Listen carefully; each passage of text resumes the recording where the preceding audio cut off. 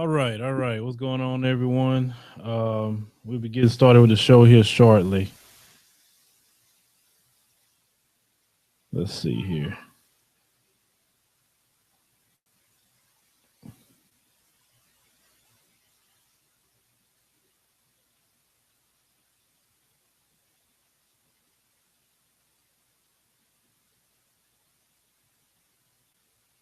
One minute until showtime. All right, guys, got about 1 minute to start the show tonight. It's gonna be just me tonight, guys. Miss Gabrielle and Tanya will not be here tonight. They having some technical difficulties in life, so that's fine. Uh, we've always started the show by ourselves, and we can do it by ourselves if need be. It's no big deal. As rescheduled broadcast alert. Technical difficulty. We'll be right back for you. Stand by. Open live chat. All right, we will be opening the live chat on YouTube, so that way we can go ahead and view it. Let me know in the live chat if you see me pretty good. You hear me pretty good. I don't want to get everything started. You guys don't hear pretty good. The callers or whoever else that we're gonna have on the line tonight. We'll go live in 5 seconds. 4, 3, 2, 1.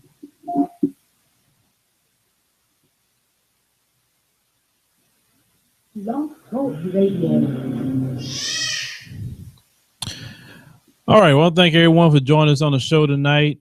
And tonight's topic is going to be why some black people have a slave mentality. Now, you know, we do these shows, they are live, and even when I got my kids going on as well. So if I have to holler at them, that's things you really don't see on camera, just like right now. Hey, guys. All right. You see, I had to holler at while on camera. Anyway, let me know on the, as I stated on YouTube, why it's not loading, please. I don't know. I see myself on here. Let's see. Yeah, it got 13 viewers, so I don't know. I don't know. Now, what's wrong with it? You guys tell me if anything wrong, you let me know, and we'll try to fix it as soon as possible. Anyway, so tonight we're going to talk about the slave mentality. And the reason why I want to talk about that is that's something that we constantly see. It's a slave mentality. And why is it keep going on every single year? 2016, even though we have incidents where we gun down and you see the reaction to it. These cops get GoFundMe accounts in the hundreds of thousands of dollars. We see things, you know, being done in society, and it's a difference, complete difference in how we're treated versus how others are treated. You know, why is it that we keep seeing these things happening in society? And then when we see this and it's extremely blatant, then why is it that we come to a defense of those who you know that's treating us unfairly, who's treating us unjustly? Why is that? You will fight and you want to hurt black people to defend those who are treating us wrong. It's a complete slave mentality. We see all these people out here. You can even make a lot of money being a slave. You can get on Fox News Channel. Maybe they give you a show. Maybe they give you a syndicated radio show. I mean, you'll get something. You'll become maybe a pundit. All you have to do is just be a good little slave and listen to Slave Master. That's all you have to do. And there's some black people who are extremely weak, who is extremely cowardice, and take that route to be a slave. And then they want to do everything they can to hurt black people as much as possible. And they're the ones that are being used to do things to us every single day. They're the ones being used to carry on the talking points of those that don't like black people. So the slave for me is actually a bigger problem than a Ku Klux Klan member. Now you may say why. I can see what a Ku Klux Klan member look like. He's on the other side. But the slave, he's on the same side with you. Yet he sides with them. Who you think will really hurt you the most? Will it be the Ku Klux Klan that you can see coming, or the slave that's sitting right next to you? No, it's the slave that's sitting right next to you. That's why we have to get these bug dancing slaves away from us, cast them out to where they want to be, and then let us fix our problems and fix our issues that's going on within our community. But there's some people that don't understand that. And of course, when you speak this way, it's going to be some backlash because there are those on the other side that want to protect them. They want to coddle them. They say statements like, well, you mad and say that because they just don't agree with you. There's a lot of people that don't agree with you on a whole lot of things, from something small and trivial to something major. But it has nothing to do with you not agreeing with that person. It has something to do with, good and well what you're doing, and yet you do it all the time. You do it every single day. And this is what we are speaking about. We need to call these people out. We need to ostracize these people and don't fool with them. No way, shape, or form. Stop trying to rationalize what they do, rationalize their behavior. Don't do that because it's very counterproductive. This is why we must, when you see the people who have influence, that's the ones I want to talk about. I don't care less about people who don't that have the influence. Let's talk about the Raven Simones who have influence in a platform. Let's talk about the Stacey Dash. She has influence in a platform. Let's talk about these rappers that's out here doing this stuff. They have influence in a platform. That's the ones we need to address. The ones in Hollywood or anywhere else that they have some sort of influence. Radio shows, television shows, anywhere where people have an influence. Don't waste your time on the low level people who don't have an influence, who don't have a following, don't have none of it. Don't waste your time on that because you're gonna be spinning the wheel with them. It don't do no good. Okay, you call them out, great, fine. But what did it actually do? No, we need to take down every single sellout we can with, coming at them and telling them about themselves and ostracizing them, because we do need to have a great ostracizing of a lot of these people. Because the problem is we'll see a Raven Simone and she will be talking that way.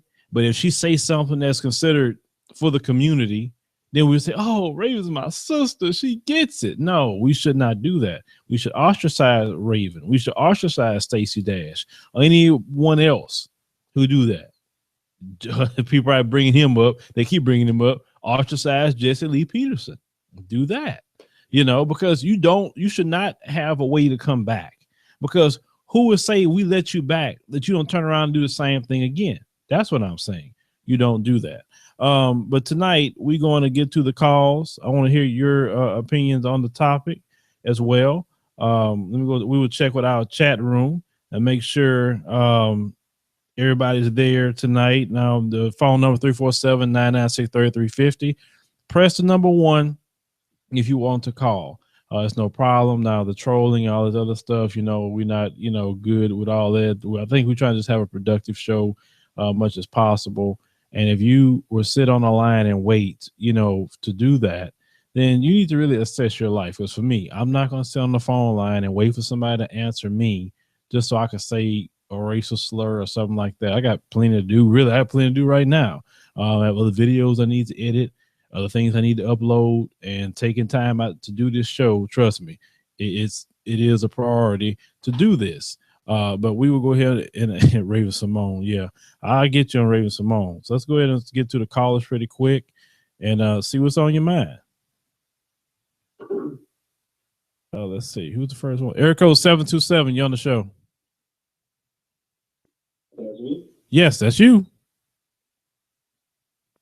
Hey, this is Christian Smith from Target Springs. I don't know if you remember me. I'm the one who proposed the idea for a little business district in the neighborhood. Okay. What's on your mind about the topic? Well, as far as the topic concerned, concerning what we're doing, we had to deal with people like that. It was pretty funny. Because basically, our plan has evolved a lot since then, and it's starting to get a lot of support, a lot of traction. But most people in the neighborhood are really cool with the idea. They really like it, they really need it. But you have those 2 or 3 people in the neighborhood that are like, oh, well, we should have segregated ourselves, or oh, we need to go ask them to bring jobs here instead of just making it only black. Or, I'm looking at them like they're crazy. I'm like, we only own 4 businesses in the whole city. We're about to put 17 on one street, and you're against it because it's they said it was too black. Mm-hmm. 1,000 shots. And I'm looking at them like, because unemployment rate is pretty high in our mostly black neighborhoods. But I know a lot of people like it's not most people. It's like such a small minority, but they're so vocal. And Mm-hmm. people from Greektown, which is another ethnic neighborhood, they love that view. Mm-hmm. Yeah, I go there all the time. I go to Jasper. I go down there. If you guys made that, but we got people that are against it in our neighborhood because they said it's too they got that like that yeah, so you mentality saying, oh, we shouldn't make our own. We should ask somebody else to come give us a job or some sort of business that we don't own. Hold on, brother, real quick. Let me ask a question before we get going real good. Hey, you guys are listening on the live stream on YouTube. Do you hear him very well speaking? I want to make sure that you can hear him because last time you guys say the people wasn't as loud. So let me know if you can hear the guy speaking. Go ahead, you can continue. But yeah, so like we're gonna have to go to the city at some point when we get everything set up, and I don't want that like I don't want them coming up to the city council and sabotaging, basically what we've been working for the last, couple of weeks, and it's going to go into a deeper phase. So like, I'm trying to figure out how do you ostracize somebody like that? Because it's just like they don't really represent the neighborhood. I mean, neighborhoods behind it. It's just like those people. One of them is running for city council, and the other one is somebody else in the neighborhood that people know. So I don't want them debunking what we're trying to do. Okay, okay. Give me a quick second. Now I want to make sure everybody hear what you're saying. Because they was telling me that they having a hard time hearing you. So let me see if I could turn that up a little bit. Yeah, I don't want nobody not to hear you. Guys in the chat room, too much bass and not enough trouble. They say a little bit. Has his voice got up a little bit when he was talking? Guys in the chat room? Because I was trying to figure out what's the deal here. I don't know why they can't hear you as much. We really haven't changed the settings. Okay, let me see here. All right, continue. Go ahead, and we'll let them know I'm watching the chat room. So you start talking about they say the thumbnail is a bit distorted. Okay, what do you mean by a thumbnail is a bit distorted? I don't understand that. But you said, yeah, well, you shouldn't be telling everybody everything that you got going on. You shouldn't do that. The biggest problem that we have is that we don't keep nothing to ourselves. Some things you just need to keep quiet, do what you got to do, then come out with it. That's how I do most of everything that I have now. I have so many ideas, but one thing I do, I don't fully tell my ideas, and then I just bust out with something. Yeah. I don't tell you, oh, I'm going to do this, or I'm going to do that, because if you do that, then people's going to be like, oh, that's what they're trying to do, so they can sabotage it. True. So you got to keep quiet to yourself. Don't let people. Yeah, that's what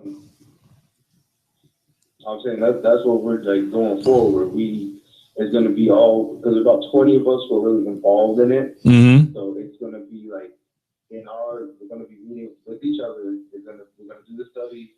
We're going to do a conference study that's going to be in house, and it's so when they're going to hear about it, so we go to the city to do the proposal. Correct. I can't believe they said that. Yeah. Let me see. Place audio towards the mic, utilize it, and see if they increase the clarity. Yeah, see, guys, this is a little different doing this on this Hangouts versus we normally would do it on the Ustream. Let me see. It's a mute mic. Well, now you can't hear it. So yeah. But brother, this is what I'm saying. Why I'm trying to fix this here. Let me see. Well, I want people to hear you. That's all. Man, I don't want nobody just to miss out what you got going on, what you're saying. So just give me a minute. Well, no. Let's see here. See, I used to do this on Ustream a lot. You get what I'm saying? And so now all the settings is right. But I used to do this on Ustream a lot, and the settings are a lot. I don't notice the calls go a lot better through Ustream than they do through the Hangouts. But You know, maybe it's a certain setting I'm missing. Any of y'all know about Google Hangouts? Maybe a little bit more than me. You guys let me know, because we just trying to make sure you guys can hear the callers, you know, best way as possible.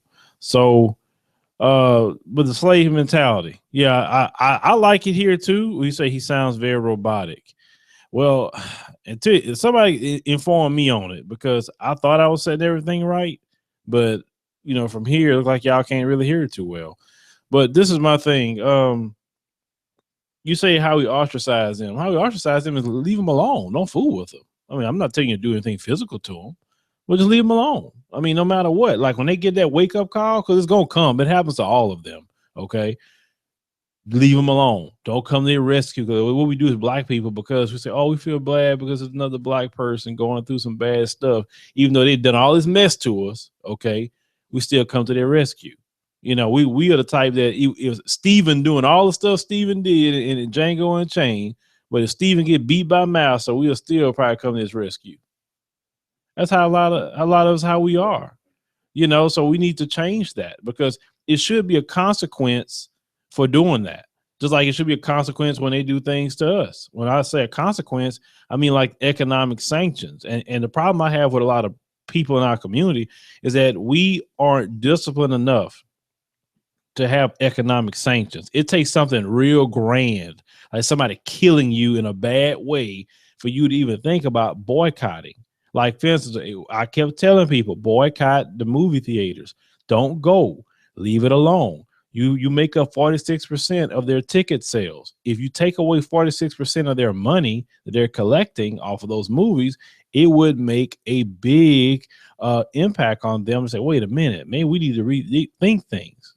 But if, as long as you go whine and cry and beg and act like a slave about it, these people are not going to respect you, because they know, say, shoot, we can. Black people are the type of people that you can slap them in the face, well, as long as a white person do it, slap them in the face, spit in their face, kick them in the stomach, take their dog and their cat, and they'll still come back the next day and be your friend. Now, if that's not a slave, I don't know what is. Yeah. Well, I mean, I know one of them one. I'm gonna be on that lead in charge and make sure he loses. But yeah, that was.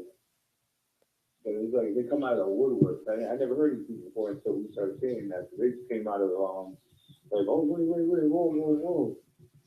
See, that's a little too much. If you going too far, it's just but yeah. So I'm gonna just we're gonna do our thing. But I hear what you're saying about like it's just pushing them to the side, leaving them where they at. I mean, if they want to be like that, they go live with them, maybe go school with them, and we'll do our thing. Mm-hmm. But yeah, I just wanted to share that, because that was like, wow, like really. So. Correct. So, man, I'll go ahead on and go to the next caller. I definitely appreciate you calling. All right, thank you. All right, let's go ahead and truck along to the next caller here. Well, let's see here. Area code 909-371. You on the show? How you doing? I'm doing good. As to your question is why black folks are so slave-minded, in my most humble opinion, it's because they are not.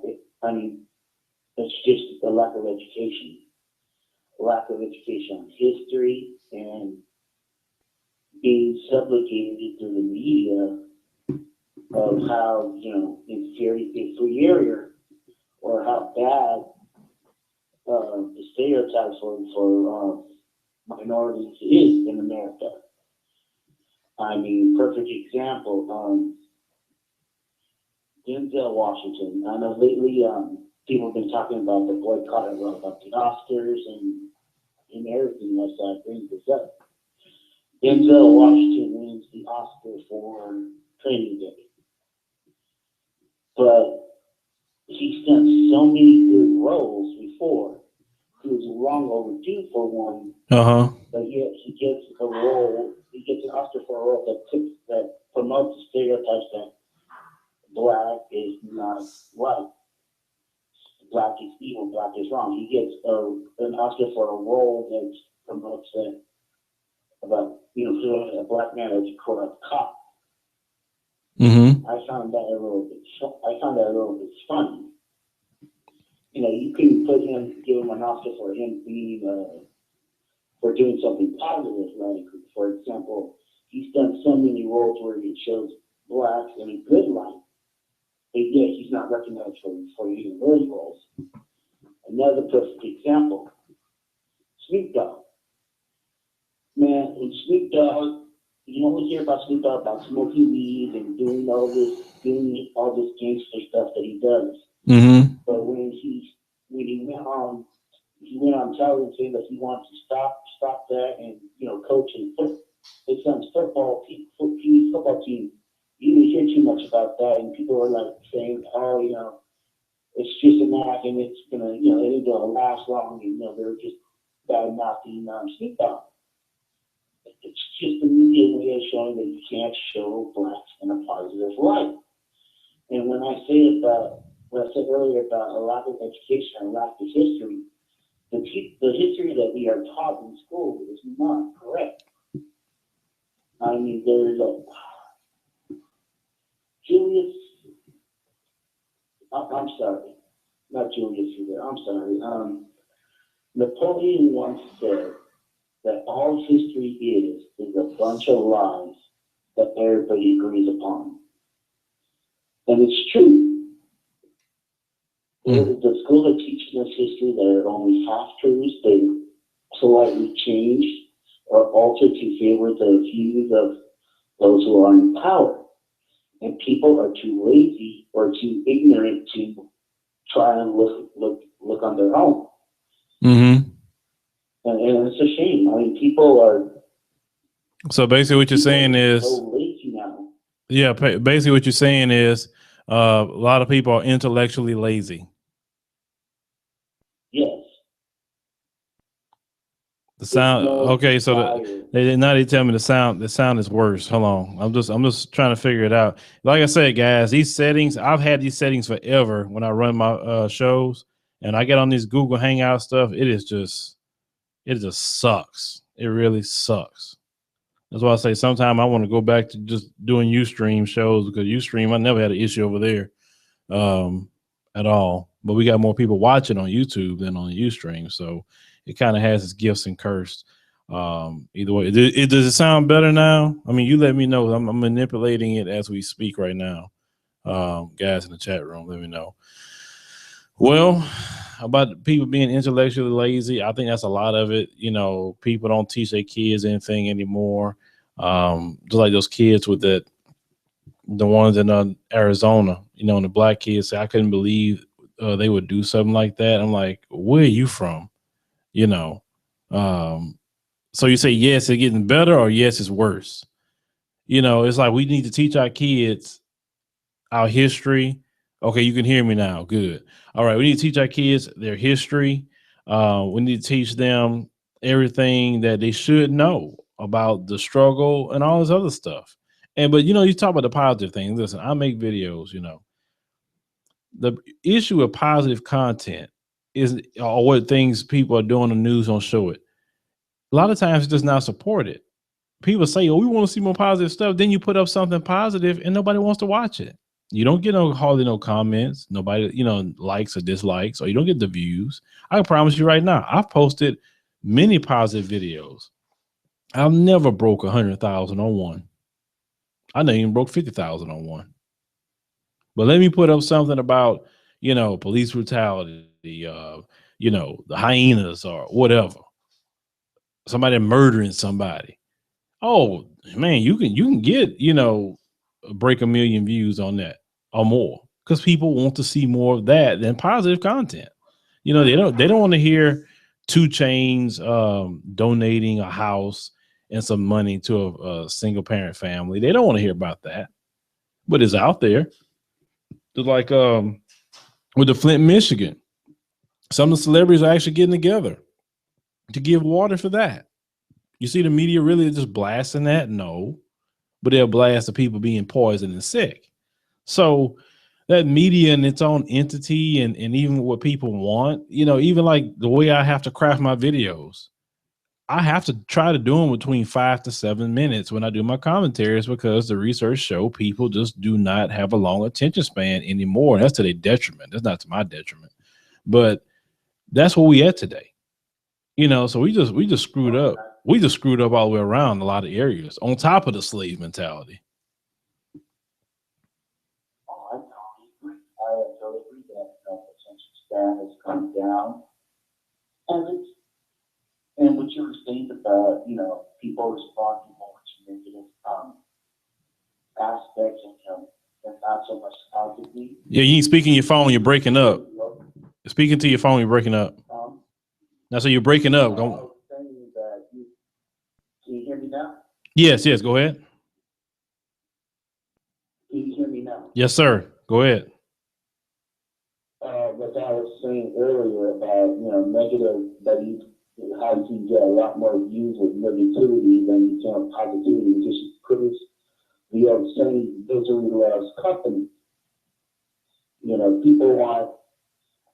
People just want, people will respond more to misery and negativity than they will to something positive. That's why they say misery begets misery. Mm-hmm. But that goes off to more of human nature. I mean, in my humble opinion, I'm not a psychiatrist. I'm just an average guy.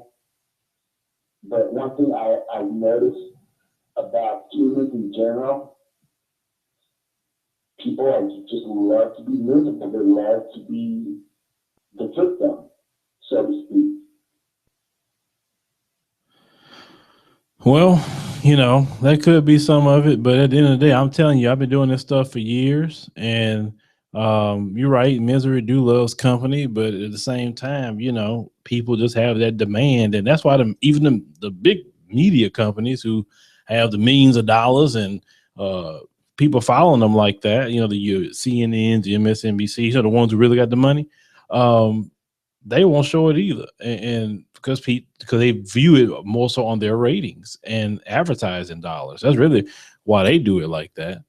So it's just crazy. It's crazy. But thank you for calling, man. I appreciate you calling in. I'm going to move on to the next callers because I know people complain, say they can't get in. So thank you for calling, man. Thank you for having me. All right, yes, sir. All right, let's go to the next caller here. Area code 620-388. You on the show? Hey, Bill, this is Sean from Kansas again. I was called in the last show. I don't know if you. Well, I slept a lot since the last show. So what's on your mind about the topic? Well, I was listening or watching, I should say, the last video that you had about the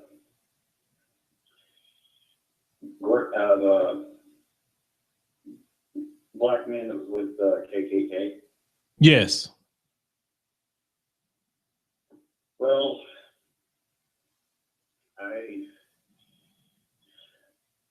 I was actually surprised because when I was growing up, you didn't see a lot of that. Where did you live? The city? It was more an urban area, or rural, more rural than urban, but yeah, it's more of a small town, not really large like Houston or Austin. Okay. Well, I mean, they got all kind of people out here in the world. I mean, it's to be expected. Unfortunately, we breed those cultures in America, just ignorance. I don't care what group you are, you got ignorant people in them. With the dumbing down of American society, even the news, who used to give out information, they have become really state-run TV and propaganda TV. I mean, that's really toward all people. If you really do the research and what they're actually doing. and they should show everything. You know what I'm saying? Like not only when the Klan do something, show the true nature of police brutality when it relates to everybody. Which really at the end of the day, I'm hard on black people. Yes, I am, because I want them to change. But really, everybody can be looked at as a slave if you think about it. At the end of the day, like I think, just my opinion, I think white people are bigger slaves at times than black people, and I'm gonna tell you why. Because black people, at least we know our position, but white people a lot of times are so deceived about their position. Like you look at the numbers of police brutality and the police killings from last year. More whites was killed by police than blacks. But why isn't that ever talked about? But they're within them same white people. Some of them will feel, well, at least I'm not black. I'm not better than them. Because I'm not, in their position. But really, more of you were killed last year. So how are you really better than blacks? You get what I'm saying? Or even look at food stamps. More of them are on food stamps, but yet we're the welfare queen and king. So how much are you really better than black people? You see what I'm saying? It's kind of like, me and you, we both poor, but yet I'm thinking I'm better than you. Yet we're in the same position, but I'm deceived to think I'm not poor though. Mhm. Yeah, I was going to say, I've noticed the statistics from the last couple of years even, that you were right about your fact earlier when you said about how more white people are on like social security, welfare, whatever, than black people are, which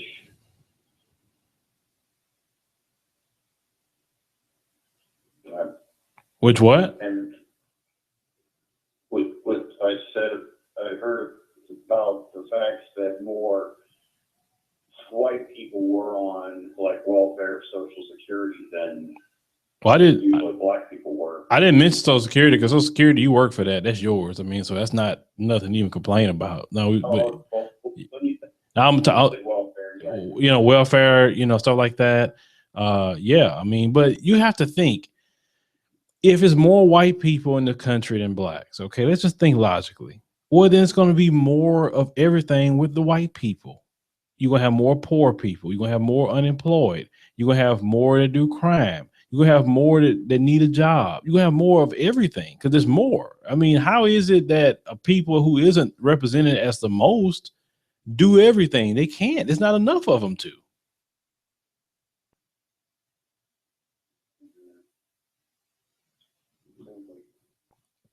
I'm just saying it's just a numbers game. It's not anything more than that. Yeah.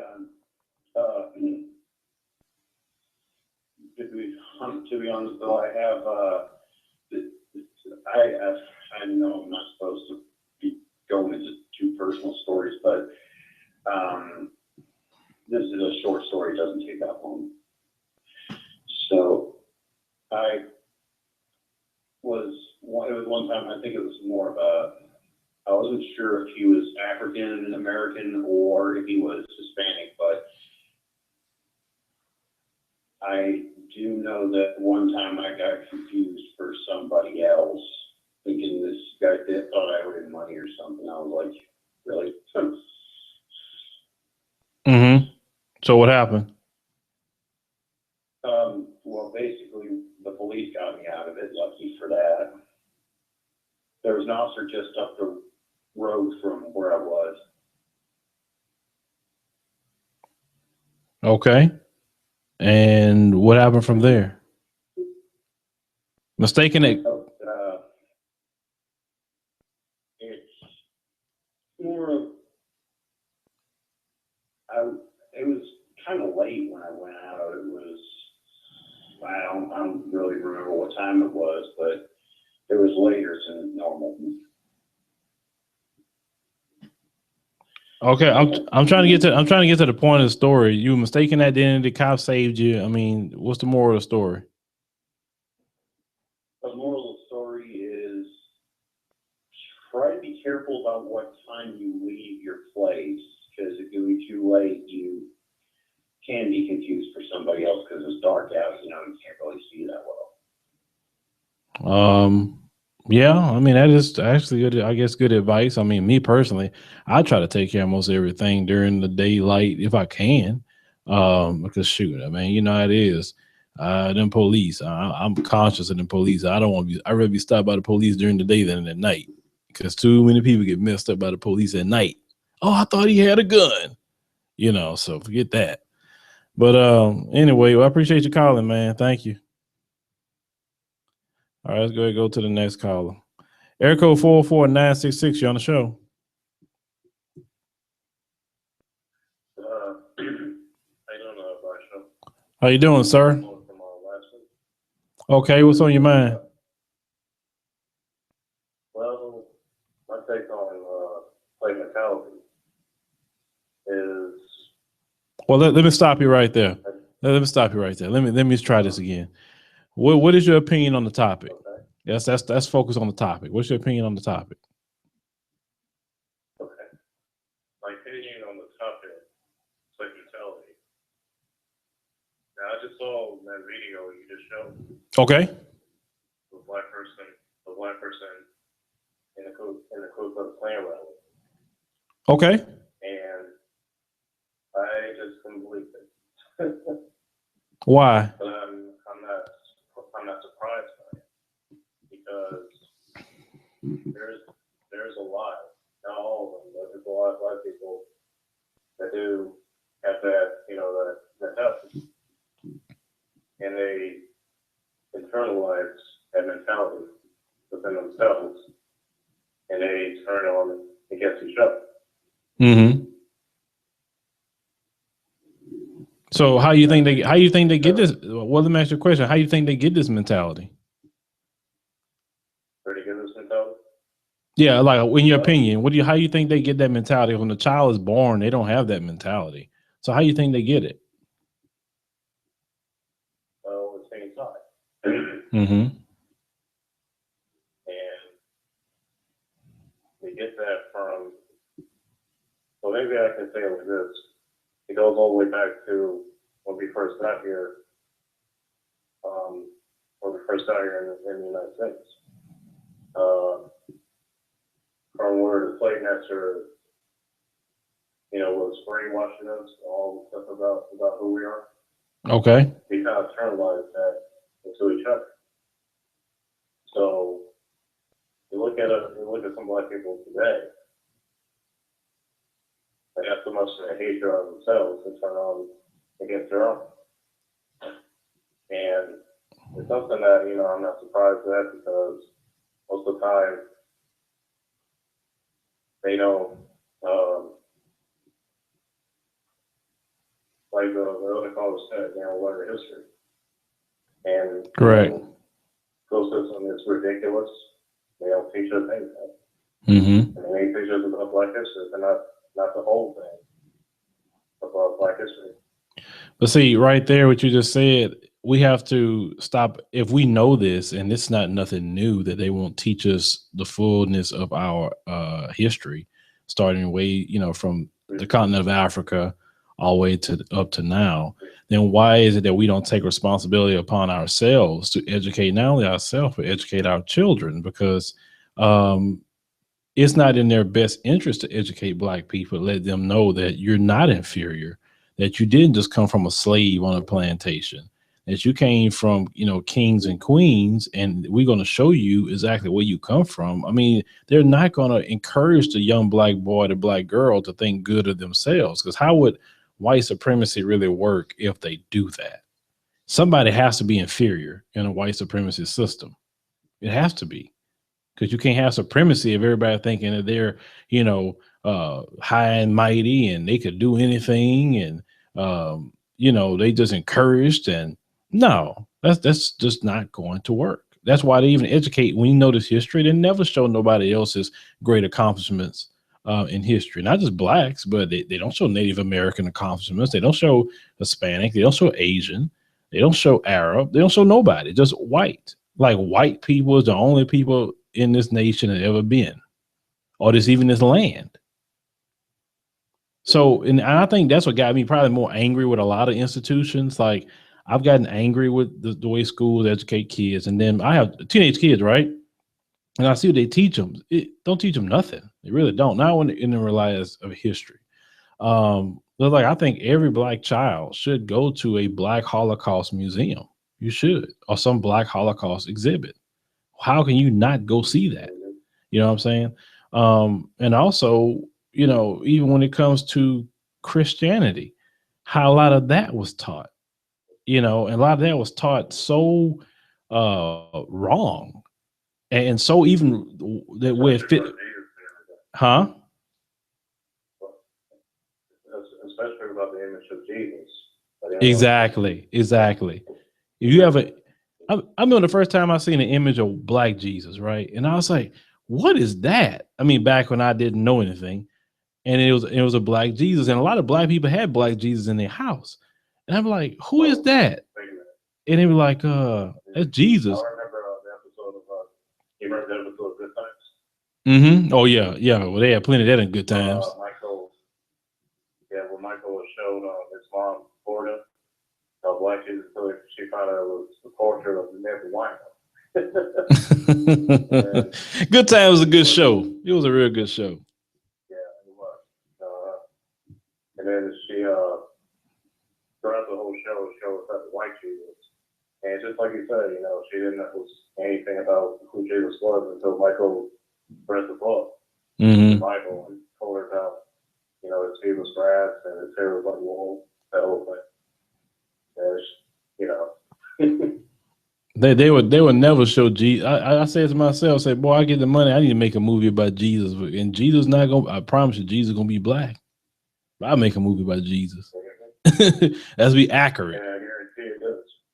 I guarantee it does. If they ever put a Black Jesus in a Black church, I guarantee you, Black folks, it's not going to come. Shoot. They're always going to worship a white Jesus. You're right. You're right. Black people are the worst. If you tell them, hey, Jesus was not no white, what are you talking about? His image was changed. I say, have you seen the image of Christ they painted around 500 AD? I said, he looked more my skin color. He wasn't no white. They changed him to white to indoctrinate people into white supremacy because they viewed themselves as godlike. So you told these slaves, you stripped them of everything. Then you're telling these slaves and the slave children, this is Jesus and he's the son of God. And he looks exactly like you. To say, oh, they must be better than us. I mean, Jesus. Huh? Yeah. And Saint Nicholas wasn't white either. Mm-hmm. You know, it's funny that they never. It's funny that they show all these white images of all these like saints and everything. So if you go to different places like Europe, if you go to Europe, you're not going to see any of that stuff in Europe, like Spain or whatever. So I found out about that from Hidden Colors, and they just showed that, and I was like, really? Because they talked about how Europe became Europe because of the conquering of the Moors. Mm-hmm. Yeah. And how Europe got their contributions from the Moors. Correct. Mm-hmm. Well, I think so I think the worst thing they could have ever done was put a firearm in their hands. Because that once they got a firearm in their hand, that ruined everything. Trust me. Yep. You know, because if you study history, they have been the most efficient killer in history. Nobody can kill like them. Nobody. They got weapons that you wouldn't even think of to kill. Mm-hmm. You know, especially the whole the militia thing going on in Oregon. Mm-hmm. First, when I looked at it, when I heard about it, I was like, "What the hell?" Yeah. That first found out because you were just mentioning about it in your previous videos. That this is something that media is not gonna. I mean, they're not gonna demonize white people when they're armed, when they're like armed and everything, with weapons and whatnot. But it's okay for them to demonize black people. course. They have no weapons on them whatsoever. And they're sort of lying about a black person getting shot down. He ain't got no weapons on him or anything like that, but your skin color is a threat. Like they just now just indicted the officer in Georgia that killed Anthony Hill last year. I think it was last year or 2014, I'm not sure. Mm-hmm. Well, indictment. I tell people don't get excited about no indictment. I tell them all that. Oh, he got indicted. Yes. No conviction. Because you go to court and like, oh, not guilty. You know. Because yeah, he's indicted, but he just doesn't wait until he has to put him in court to see if they're going to try to convict him or not. But I'm pretty sure the cops going to get off. Okay. Well, man. What I was gonna say. Well, yeah. Well, man, like I said, I'm gonna go ahead and thank you for your calls. I'm gonna need to let some other people in. Appreciate you, bro. Okay. All righty. No problem. Area code 901-864. You on the show? Hello? Yes. Oh. Yeah, I was trying to make sure if I was on. So this rain is kind of stormy over here. Well, yeah, you on. Yeah, sorry. Basically, I agree with everything that is said because since I was a kid, my parents have always put me in the Christian homeschool program, and whenever there's like something to do with Bible study, they would always be there with me and my siblings because everything is kind of like mixed up over here because they say that Jesus was all handsome, he was pale, his eyes were blue. There was even one picture that someone drew of Jesus that he was blonde hair and blue eyes, and this was coming from a children's Bible. Mm-hmm. And that's how they indoctrinate. That's how they indoctrinate our children very young. That's why if you're smart, you get to your children when they're young, and don't let them be indoctrinated that way. So you can create the slave that we're talking about today. Because that indoctrination to become a slave, even though none of these kids or even adults today have been on nobody's slave plantation. But how is it that we keep replicating these slaves when they never spent a day on a plantation? It has to do with social engineering at home. Of course, the television has a lot to do with it. That's why a lot of people call it tell lie vision, because they tell a lot of lies and don't really put out the truth. But you have to teach your kids your history at home and let even your kids, I think more so our daughters, let them see images that look like them in stuff like that as well. Because the reason why a lot of our black girls have issues because they never really represented right. Everybody else is represented, or at least the dominant culture is represented. But even from children's stories, like you said, children's stories, movies or whatever. I mean, show them, ones that look like them as well. It's true because there are different representations of every culture, and there are times, I'm not saying all times, when it's a black woman, it's always shown as like she is the single parent of more than one child, and she is sexualized. And the bad part is, in some black and hip hop culture, you see that stuff over the music video. You sometimes see them dancing in public doing some of this stuff. And in a way, it's also considered pregnant time because back then, and I remember getting to a video about this where you showed a picture on Facebook. You were saying that hip hop culture back then was something that for black empowerment. Mm-hmm. It was talking about speak up for injustice. You are not somebody who is taken upon because we all love each other as brothers and sisters. Correct. But there are some who are thinking, oh well, they don't really talk us, but if we recognize what they recognize to be, we will be accepted more. And there are times that, like you said, there are black people who coddle these thugs, house Negroes, I don't like using the N-word, and all these other people. some are quick to say, well, we can't do say this to this person because it will hurt his or her feelings, or we could Sally's son, Sally's daughter, and everything else. And why are we so quick to accept people who are not or are just or good?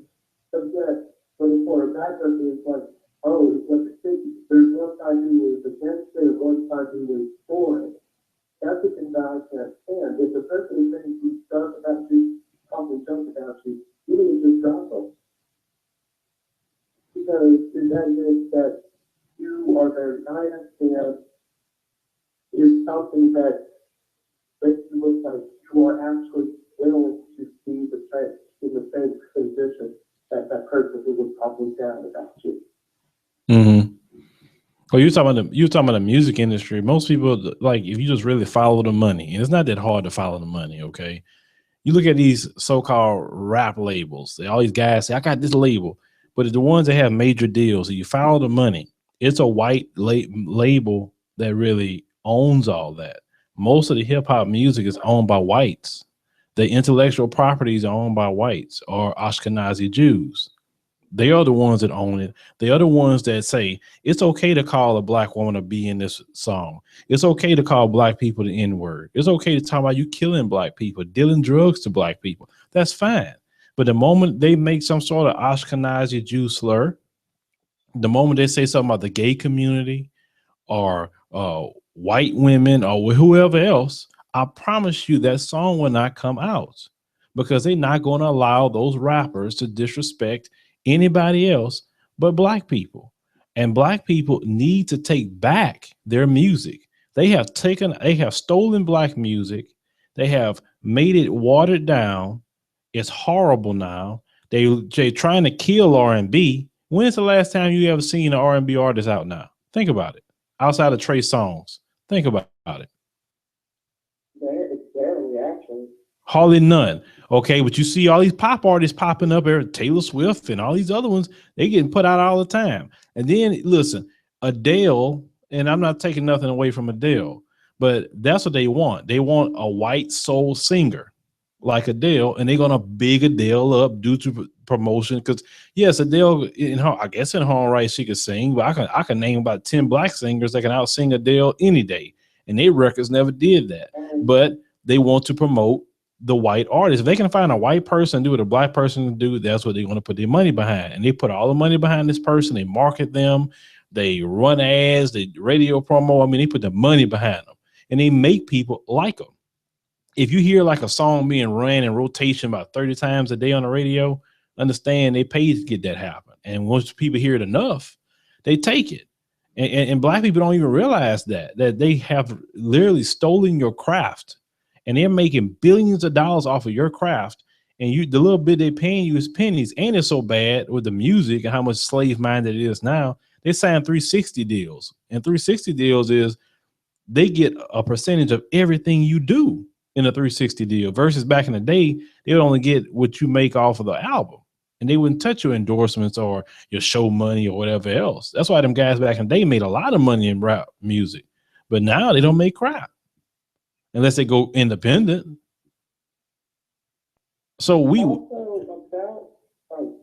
no. Go ahead. Go ahead. What you gonna say? well, there was about Adele. One of her, I don't know if you heard about her song "Rolling in the Deep." Who made it? Aretha Franklin. Because I remember hearing that song before, and my parents, my mom used and sometimes listen to old gospel music and some of the older songs. And "Rolling in the Deep" was something that Aretha Franklin wrote. And I remember some people were acting like, "Oh, this is a new song." I said, "No, this is actually a song probably made in between the 60s and 70s." And Aretha Franklin originally wrote that song, and she did sing it, but I guess like she had like permission or something to use it. And now it is one of her top-rated songs ever. But another thing, and this is back to the topic about Black people being quick to fell out. Mm-hmm.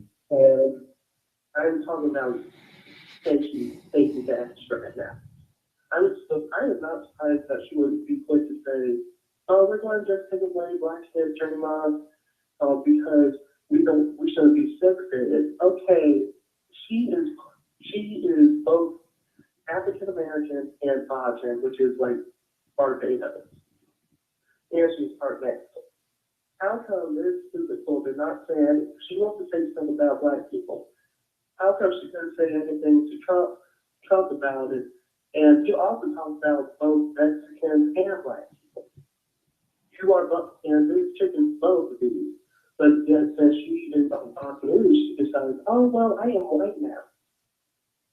Here's the thing, I don't care what a person is, whether they're mixed or not, but if someone's saying disrespecting your culture or cultures, you have the right to speak up about it. Mm-hmm. You can't say, "Well, he or she is right about that," because it makes you look like you hate that parent or parents. And I've met people who are half black, half white, or none of the above. They're just completely two different mixtures. Mm-hmm. And they will say all this stuff about this culture or that culture or both.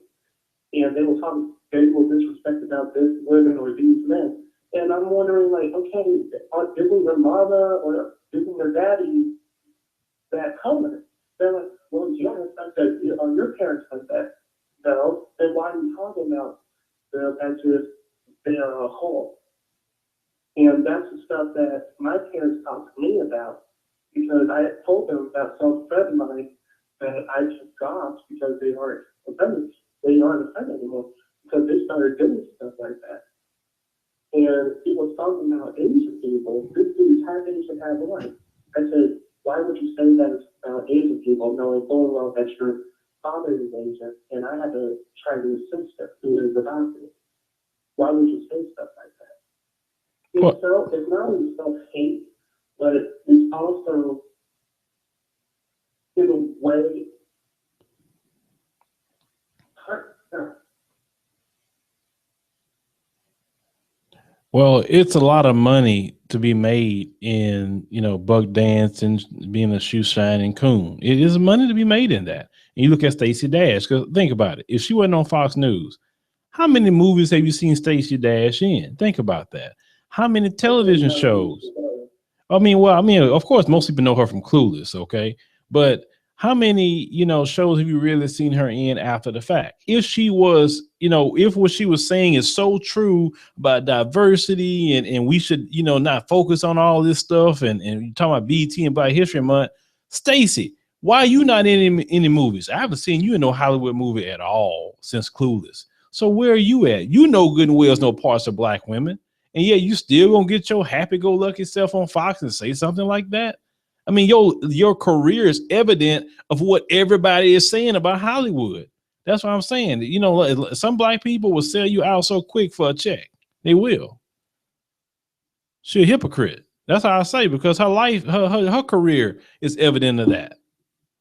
You don't rate parts of Black women. That's true. I think they should take away her award that the NAACP has given her, because there were times that other celebrities have done or said stuff and they lost this specific award because of their actions. Mm-hmm. And I'm wondering, like, how come there are awards that are sponsored towards Black or other people of color? Like, they don't want to take those awards away from them. Yet they're saying stuff about Blacks or other groups of people. I'm like, okay, they're saying disrespectful stuff. And it's just like the Justin Bieber incident. They did not take away any reward that he had or he was nominated. They did not tell him to get out of the country. It's the same exact way that some Black people who have given awards to them. They do not say anything. They do not take away that award. They do not take away like any sponsorships or anything. It's just like, well, he or she didn't mean it, or they were just joking. That's one of the things that I'm really angry about, because they should have taken away that award or deleted any movie or show that she has been a part of. Correct. All right. Well, thank you for all your comments and conversation. Move on to the next caller. Okay, have a nice time. All right, let's go to the next one, guys. Area code 714, you on the show. Hey, how you doing, Phil? What's going on? Everything's all right. Yeah. What's your opinion about the topic, about why some black people have the slave mentality, even in 2016? Oh, that's an easy one. That's the education. You see, my opinion about the education is that they don't really talk about black people. All they talk about is white people. You know, they're more biased of white people. You know what I mean? Yes, that's social engineering. It's not really a bias, it's social engineering. Social engineering is say, well, I'm going to indoctrinate you to look at white people as the most heroic, greatest people that ever walked the face of the earth. I'm not going to show you anything bad that they done. And that's really why social engineering happens, you know, but it happens to, they socially engineer everybody, actually. I mean, it's not just blacks in this country, you know, but it seems like blacks, you know, and it's crazy. Blacks and whites got a weird relationship, though. I noticed that. Oh, yeah. Very weird. In school, they taught me that, oh, a great white man, you know what I'm saying? I'm like, you don't really talk about white people much. All you do is just talk about white people, you know, Asians, some Mexicans. Oh my God, I mean, my teacher, my senior year, she taught me about a little bit of black history. She wasn't all biased like that. Mm-hmm. And she was a good teacher. She taught me a little bit about black history, but the majority of my whole school, while I was in school, it was all about white people. And I'm like, really?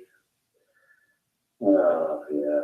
And also, don't you just hate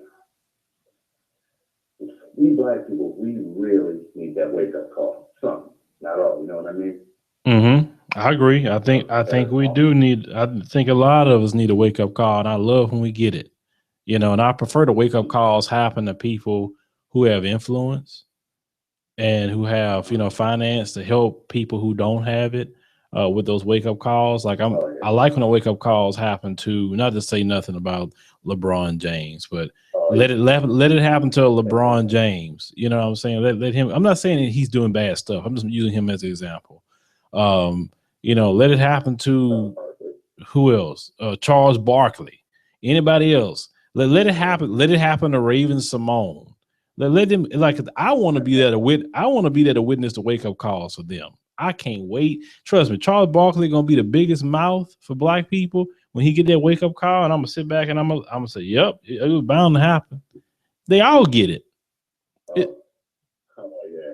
and you know, when it happens, I'm gonna have a big old smile on my face. I'll be like, you know, I'm gonna be smiling. I'm gonna be the first one. I won't be the first one reporting on it with a big smile on my face. Oh, if the moment Charles Barkley say, "Well, they racist," they're like, "Oh no, they're not racist. What you talking about, Charles?" Raven Simone too. Yeah. Understand something. I work with Uncle Ruckus. My dad works with Uncle Ruckus, man. We all worked with Uncle Ruckus at one point in our life. You know what I'm saying? Who been Uncle Ruckus? You know, co-workers and stuff like that. Mm-hmm. You know, they'll be so quick to sell you out just for you know, from master. You know what I'm saying? Yeah. Yeah, I mean, they'd be so quick to flex your throat, and I'm like, but they ain't gonna flex a white man, so aren't you? No, if you look at him as superior to you. Mm-mm-mm. Well, you know why some of us look at it, but you know why some of us look at him that way is because he's providing your income. And this is why we need to create more black owned business. This is why I'll say, you know, a lot of times they say, oh, well, the black woman don't respect the black man. But let's ask a logical question. How many black men are providing the lifestyle of these black women to come work for them? Think about it. If a black woman works for a black man who runs his business right, pays her good, have good benefits, everything that the white man have, then her view of black men are gonna change. And if you have more and more black men that they can go to get a job, their view will change of us. But really, we don't establish ourselves enough as black men to even have our children respect us enough. Because we know when you have to go work for somebody else, you have to cower down what they want. Okay. But if we establish our own businesses, which that's what we supposed to be doing, we supposed to go to school or get a trade or whatever, learn to open up our own businesses, not to go work for somebody else.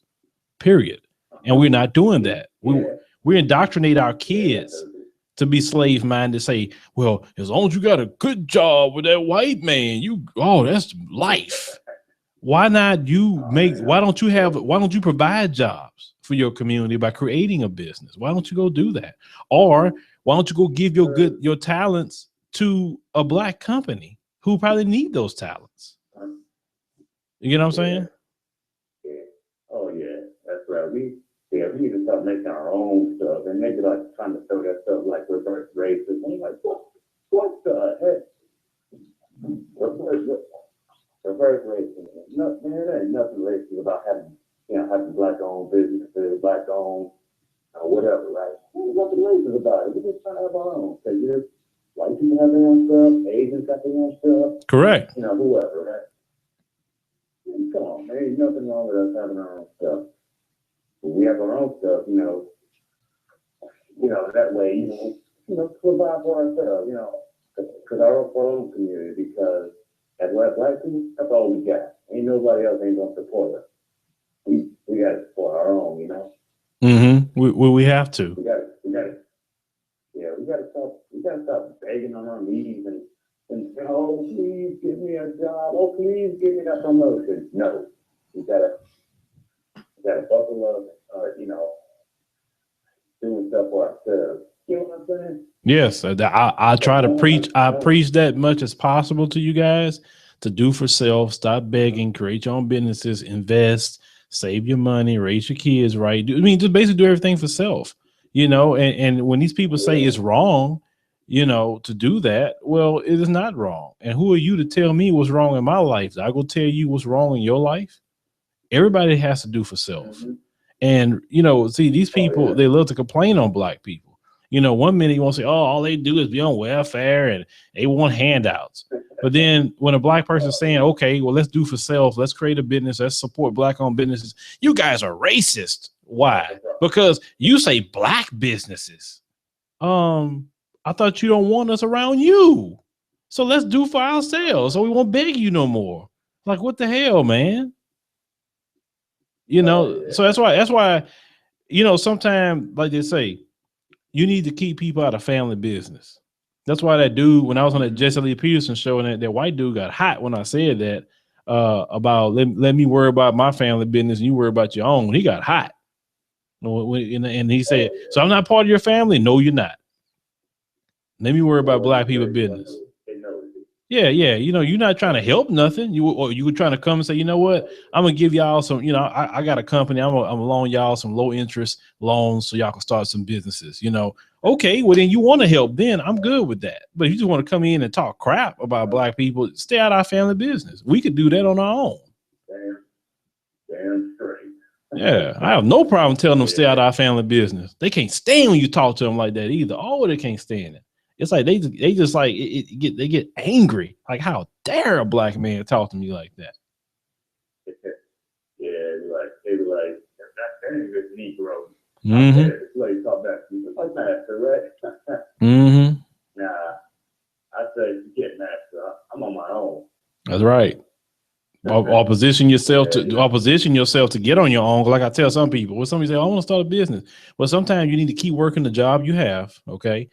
But you building this business, you got your DBA, you got, at least start off with a DBA. You got your DBA, you're trying to build your company while you're working. Try to work some overtime so you get the extra money or so to start investing in that business. And you're going to have to start working 2 jobs for a long time until you build that business up enough where you can say, you know what, I don't need this job no more. I'm good because I got this business. I mean, I tell everybody that you can't just up and quit your job. You know, some people say, well, I'm gonna be a business owner and I got my little business going. I'm like, if that business cannot sustain what that job is sustaining, then you need to stay at that job and work your way to get to that point. I mean, that's just sound wisdom. Yeah, get your finances in order. Yeah, exactly. Like some of these guys say, I'm gonna be a rapper. I'm like, okay, you're gonna be a rapper. I'm not taking nothing away from rapping. It's some money in it. But if you're not getting shows, you're not booked, and you don't have some sort of record deal, I mean, a good deal, hopefully an independent deal, that's where you get the most money at, then you need to keep working, bro. I'm not doubting your talent. You just need to keep working until you get enough show money going on and you selling enough, you know, songs on iTunes or wherever else where you can pay your bills. Don't be talking about you a rapper, but you're broke and dusty. I mean, that's just not smart. Oh, yeah. Yeah. Well, anyway, that's all I wanted to say to you, Phil. Thanks for having me, man. Oh, yeah, no problem, bro. Thank you for calling. Oh, man, well, I can actually, well, I can actually get that on there. All right.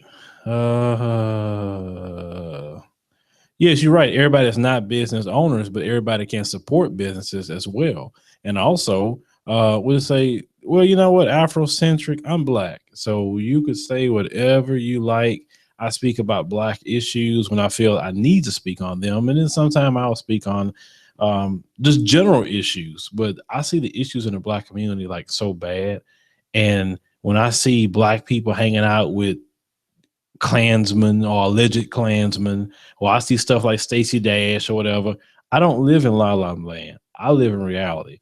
And I don't want my community to keep doing the things they're doing. It's not helping them. I want them to create businesses. I want them to educate their kids. I want them to do for self. I don't want them to be on their knees begging somebody all the time for some crap.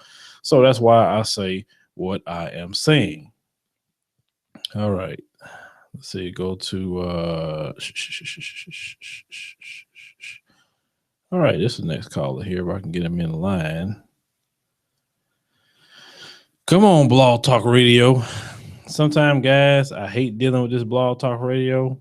You just don't know. There we go. Area code 347-284, you on the show. Hey, Phil, how are you? How you doing? I'm good. Basically, it all starts with my topic and the guy that was hanging out at the Clarence Valley. It all starts off with self-hate. Mm-hmm. You ever saw the movie Alexander Queen? You ever saw that movie with Halle Berry? Yes. I actually have that movie. She got her reality check, and it was like, yo, your best bet is to stick with your own people up. Until when her master came home from war with a broken arm, she was trying to fit in, and she was finally up and left. And then she went to a soup kitchen and everything at that end, she got a reality check. It's self-hate, it's self-doubt. And a lot of people get mad when you say Black stuff. And it's mostly Black people. Like I stopped talking to a young woman. I was talking to a woman and I stopped talking to her because she heard me get into a debate with a woman in the store. She said, you gotta stop talking to those people like that. You're gonna upset them. I said, I don't care. I said, you know how you sound right now? You sound like a slave. Like you got a slave mentality. And she was like, I don't have to say it explain with them because my people, we own slaves. I said, you're a Black person proud of that you own your own people.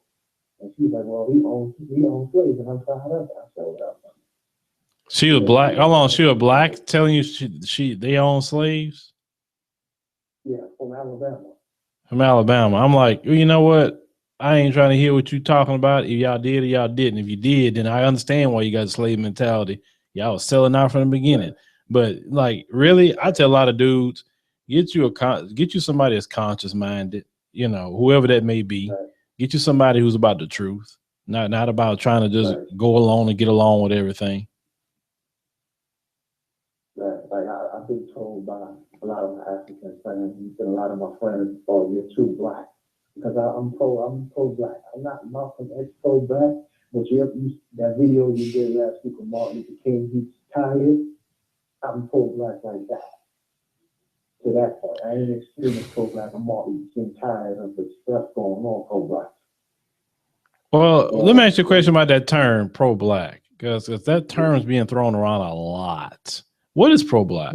The question, pro-black is what I'm for my people. I support my people. I don't call my women out their names. I don't disrespect. And I instill a lot of family values that the family had lost. Okay, now, should that be just something natural you should do? Yeah. Okay, so since it, and I agree with you, Eric, what you just said about it should be natural. So why are we putting the term pro-black? Like why? Because using the term "I'm pro-black," it's like something that's foreign. No. I'm not saying nothing.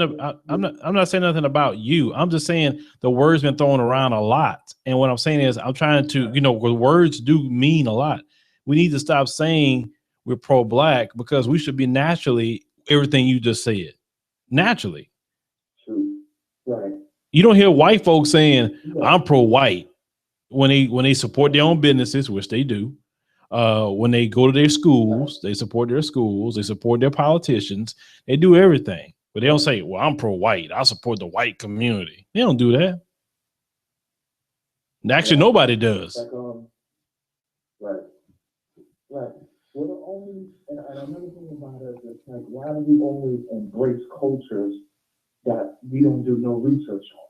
We get tattoos, we don't do our research on that. We the only people that accept everything and let everybody feel comfortable. We accept everything.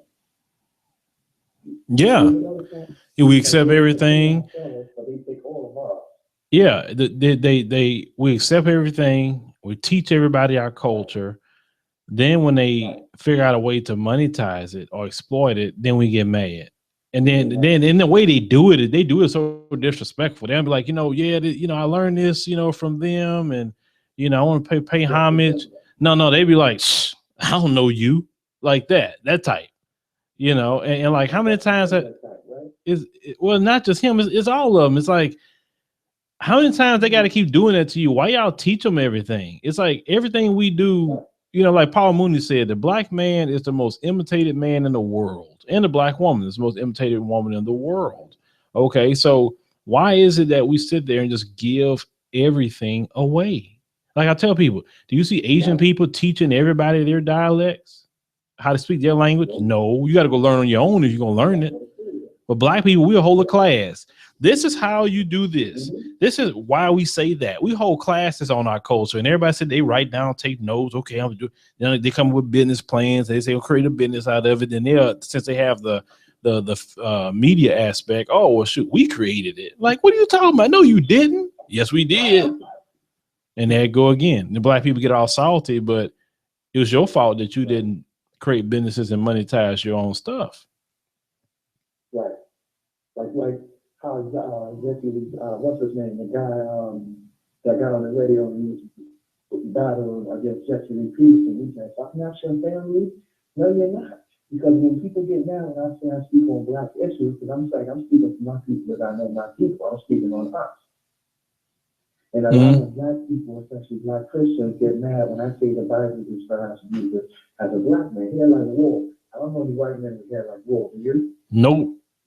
Well, like I said, take it from me, a person, and I tell people this, and I think I get more angry sometimes with Christians, not because I'm against Christianity. No, not at all. I get mad with them because a lot of them refuse to stand up against what's just wrong. And like when I had the interview with the Christian brother the other day that I posted on the channel, I asked him those questions because where are you guys at? It has nothing to do. It shouldn't even be nothing about race. Technically, it should be about just what's right according to the Bible. And they have. I mean, some of our people are so indoctrinated with, a form of Christianity that isn't really true to the Word of God itself. Because Jesus wasn't timid at all. He called people out all the time. That's what I actually liked about Jesus when I first read it. I said, man, he told people off every time you look up. And that's why they hated him. But Jesus, they say, oh, Jesus will be doing this. Man, Jesus will be calling everybody out right now. Everybody. He wouldn't care. They hate Jesus if he was here today. You know what I'm saying? So that's why it's so bad, man. It's so bad the way I see Christians are today. I would tell people, I don't even like the word Christian anymore. Well, because none of the apostles were called Christian. I would tell people I'm a follower of the teachings of Jesus. That is it. Because the word Christian has been attached to people who use that to enslave black people. They've used that to steal resources from other brown people countries like they're doing now.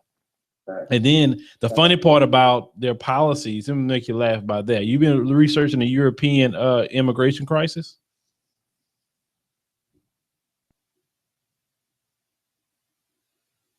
You still there? What happened to him? Still see him on the phone. You still there, man? Well, I guess he lost his thing. Well, I'll tell y'all about the European. Well, I guess he lost it. Well, I'm gonna tell you guys about the European immigration crisis. Right now, a lot of Arabs are mass migration to European countries. I saw like Sweden took in maybe close to 150,000 Arabs, Muslims. Okay, I mean devout Muslims. They going to the UK. They're going everywhere. It's getting so bad that these people feel like they're coming in literally almost destabilizing their country. Some of them are committing crimes against Europeans. I mean, look it up. I'm not lying. Some of them are raping white women over there. Some of them I've seen on the video said that, their goal is to get with white women and have babies with them and breed them out. This is what some of these Muslims over there are saying. I saw this stuff, right?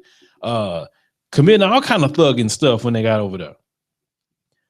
And you know what? Why that happened? That happened because you on that old white supremacist stuff. You're going to go into brown people and black people's countries.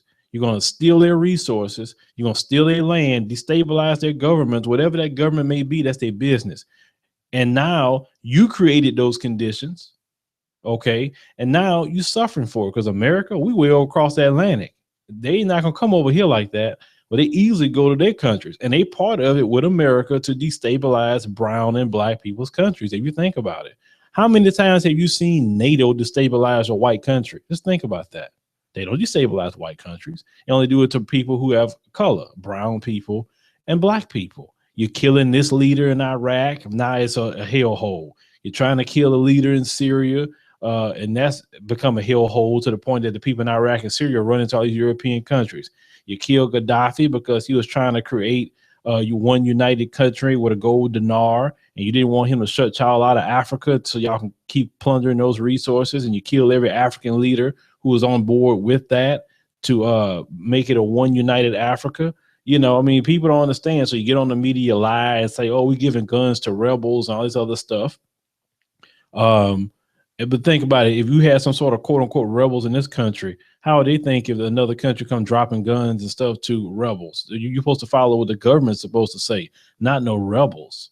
So it's all this stuff that's been done, creating diseases. Like they got this new disease talking about a Zika virus. I mean, nobody even heard of that mess before. Understand, these people always creating diseases in labs, like that Ebola stuff. You notice how it was here 1 minute, gone the next?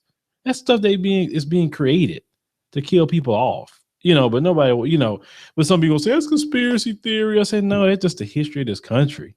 Look at how the Tuskegee experiment, how they was giving black men, what was it, syphilis, not mistaken. It was a Tuskegee experiment, talking about they treating them for bad blood. Didn't even know they was injecting them with this stuff just so they could see how syphilis would work on the black man. You know what I'm saying? Then they got caught, I think maybe last year, doing the same thing in one of those South American countries. So, it's these people, like I said, like Malcolm X said, the chickens will come home to roost, period, when it comes to that. Now, when it comes to, I agree with you. I seen some videos of don't get it twisted. Yes, there are some Arabs that are highly hate blacks over there. I get that. I seen the videos from some African brothers who showed that stuff. But at the same time, they got blacks killing blacks over in different African countries. Look at Boko Haram. Look at Al-Shabaab. I've seen videos where they're attacking other black people, blowing black people up to smithereens because in the name of Islam. So that radical jihad Islam, of course, that stuff shouldn't be around. But at the same time, who are y'all to go over there and mess with them people? As long as they're not attacking you, That's how I say leave them alone. And that's why these folks in Congress right now, we're talking about slaves and all this other stuff. They trying to get war authorization right now to go back to war. And some of you that's in the military, you know what I'm talking about. These folks trying to send y'all to war. And you don't want to go to war with them people with ISIS. You don't want to do that mess. Because number one, we can't afford to go to another war. We're $19 trillion in debt. But listen to these people, you're gonna be in another war. But let's go to let me see the next call here. Let's see here. I could talk about that mess all day with this country and what they doing. And the killing part about that, when they do the draft, because the draft is coming, all y'all that's been crying about a war and wanting a war, you're gonna cry when you get that selected service letter talking about you've been drafted to fight ISIS. Eric code 910, you on the show. Hey, what's up? What's up? What's going on? I've seen that video that you have posted about the whole. I'm not trying to go off things you were talking about with ISIS a minute ago, but I've seen the video you were posting with the guy had joined the KKK or whatever.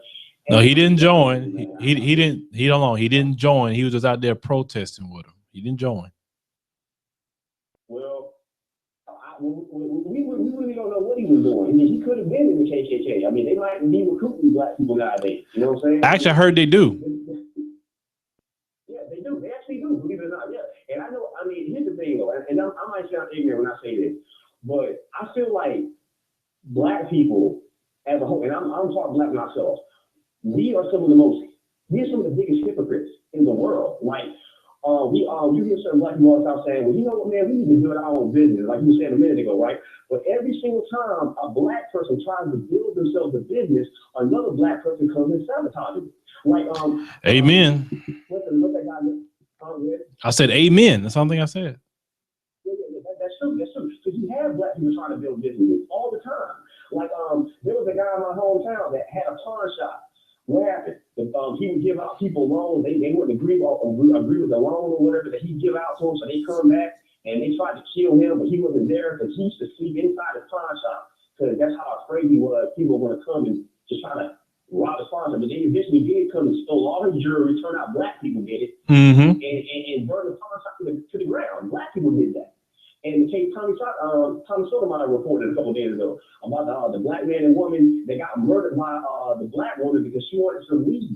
And she came and killed the entire family, the kid, the man, and the woman. He tried to run his own business, selling weed, because he got tired of those Arabs and those Chinese people making billions of dollars off black women for hair. Because the weed industry is $1 billion industry. Yes, it is.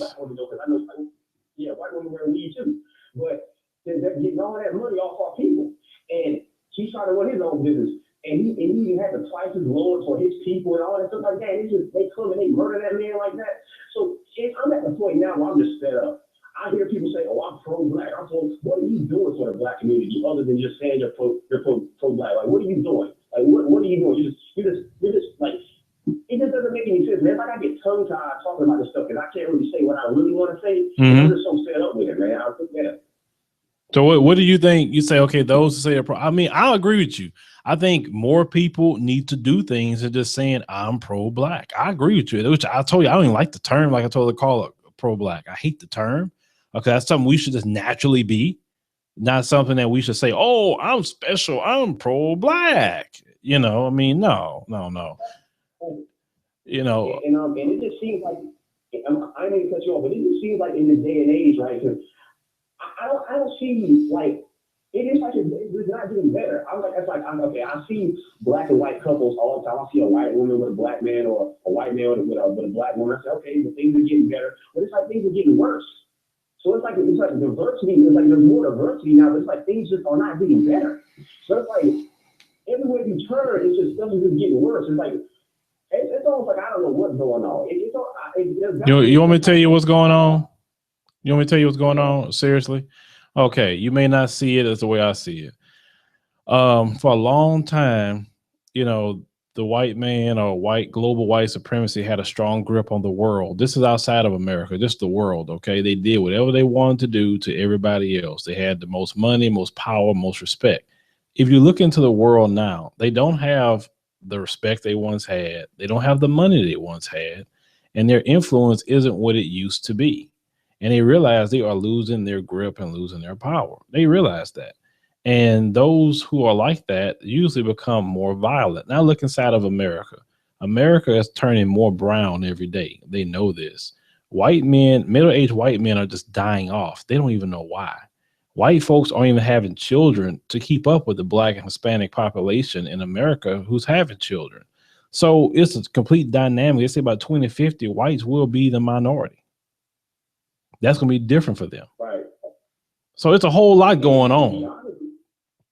Yeah, there's a lot going on, and I mean, and if you really think about it, though, even the racists would have to admit that it's their own fault. You know, it's their fault because you brought these people over here, and now you can't control them. It's like the control that you once had, you no longer have no more. You would never ever get again. You know what I'm saying? Like it is over for you. Because I was telling people, like, I don't know why people get so mad when they see that KKK stuff, because that's just a bunch of ignorance. The KKK has no power. They have no power. The KKK can't do anything that a gang member can do, can or can't do. There's nothing that they can do anymore. We just make somebody mad and get the crap beat out of them. Well, I differ with you. I differ with you. The KKK joined police forces. That's what they do, and that's how they beat us and kill us now. That's the way they lynch us now. Yeah, they lynch us that way now. They don't lynch us from a tree. They lynch us from the badge. I mean, and that's proven fact. There's a lot of Klansmen and neo-Nazis join police forces because they can get away with killing us. Just like the good old days where they can get away with killing us. Right. And a lot of this stuff though, you know what I'm saying? Like people have to realize though, and I'm not trying to, you know what I'm saying, sound racist or anything like this, but Jews are, I'm gonna have to say, they are a part of the problem. They are the main problem in America because they promote a lot of stuff like homosexuality. They push that gay agenda harder than anything else. I'm seeing let's hold on. Don't put it all on Ashkenazi Jews. It's white liberals as well, because they push the destruction of our people through Planned Parenthood. Actually, abortion has killed about close to 20 million blacks. Okay, a genocide way more than Adolf Hitler could have ever did. White racist police don't even kill us like that. It is abortion that kills. Not even the savages on the corner kill us like that. But it's like black people afraid to say that. Oh my God, don't say nothing about that. That's why I think about it. It's the liberals that fight for Planned Parenthood. They put a Planned Parenthood in every corner in the black community or Hispanic community or whatever. That's what they do. But when you go to white communities, they don't have Planned Parenthood on every corner. They have fertility clinics because they want to preserve their life and possibly women who can't have children to help them have children medically. But in our community, they want the poor conditions. And if it's not poor conditions, let's go ahead and murder our children. Think about if we had an additional close to 20 million people upon our numbers. Think about it. I mean, Margaret Sanger. No, let me finish. Margaret Sanger, her dream has come true because she wanted to kill off black people.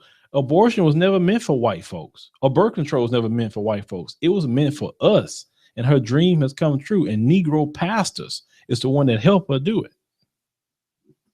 That's kind of sad to say, because I actually heard somebody say that I think it was in the year 2014, I believe, they aborted over 700,000 children. I think mostly black children. And I was like, what? Like, it's almost like I could not even believe those numbers. 750,000? Or like, that is mind blowing. I'm still trying to get my brain around that one there. It's crazy. It's crazy. And man, but you know, I pretty much said everything I needed to say. I really appreciate you allowing me to call in and say what I had to say. And thank you, man. Appreciate it. All right, thanks for calling, brother. All right, here. All right, yeah, that black people should really pay attention, I think, more to abortion. That's killing. That's a genocide for black people. Not even white racist police are killing us like that. Trust me, they're not. It's abortion. If you look at the abortion numbers versus the amount of white racist cops that could kill black people, it doesn't even register. And the thing is, men can't do anything. They can't force these black girls or black women to go into abortion clinics. They're going on their own because nobody's forcing them. So what has made it so acceptable in our community that we just gonna murder our children. You say, well, I ain't having a baby with a man ain't no good. Well, you know what? You need to think about who you spreading your legs to. But to me, I'm sorry, if I make a child, I got to take care of my child. Period.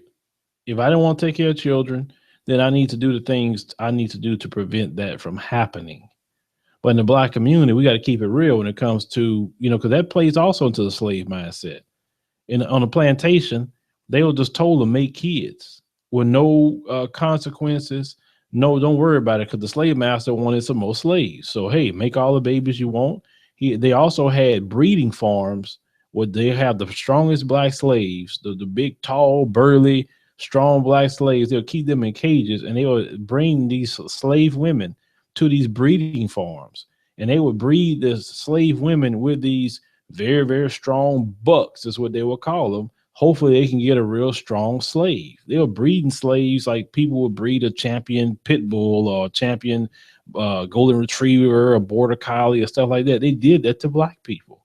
So even to this day, we still have some of that slave mentality that it's okay just to make children and we don't have to take care of it because it's going to be somebody else's responsibility. That's why at times you may see me agree with Republicans on some things because in the bigger picture, it's hurting us. Like to me, welfare is hurting us because if you knew you didn't have that safety net, then you wouldn't do certain things.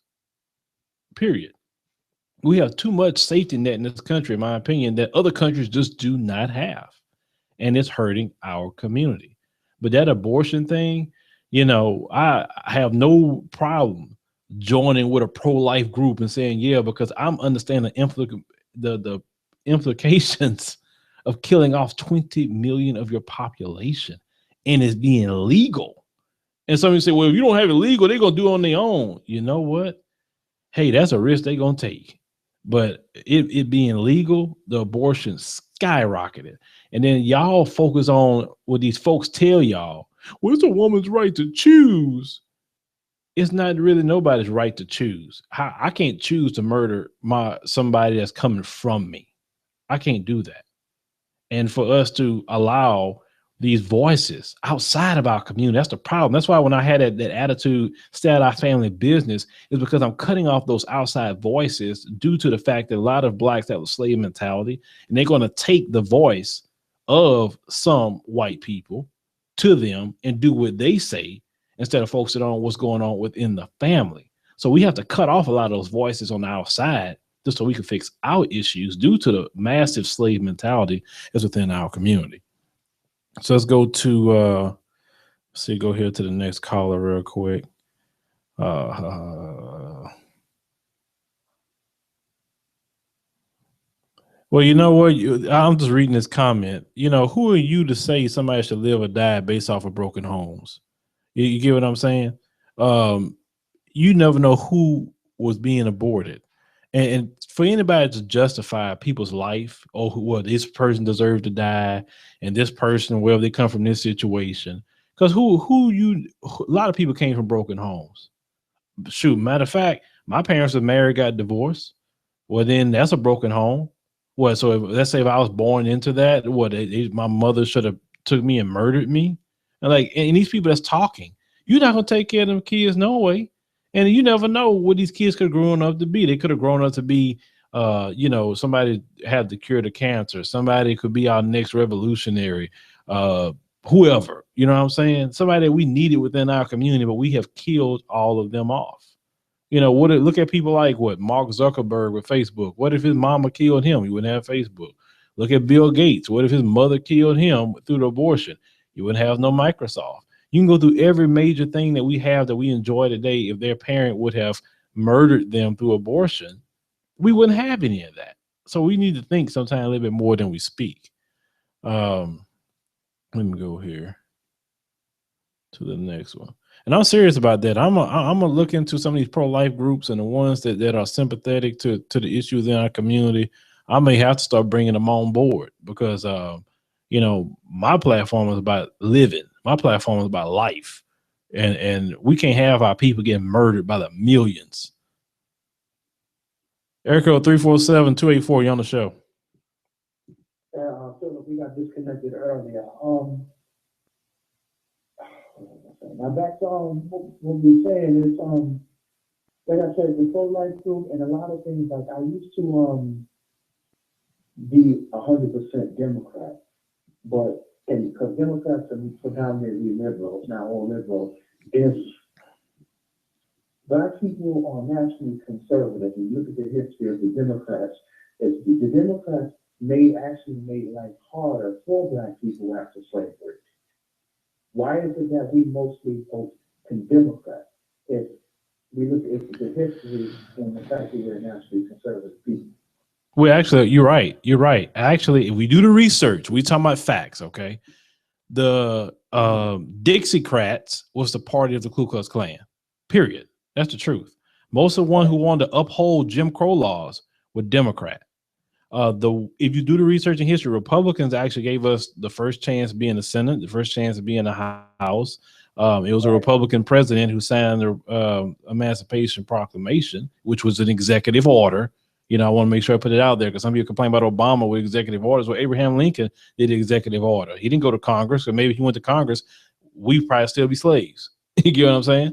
The only bad part about the GOP today, they have turned into something they've never been before, which is all this racism that's going on in that. And the Democrats or the liberals, they tell Black people, we like you, but really, what have we really gotten underneath them? We have got nothing in the past 50 years, but lip service. And give me your vote. I'll sit up there and play a saxophone with your Black people, Bill Clinton, Hillary Clinton up there trying to nay and whatever else she's trying to do with these kids.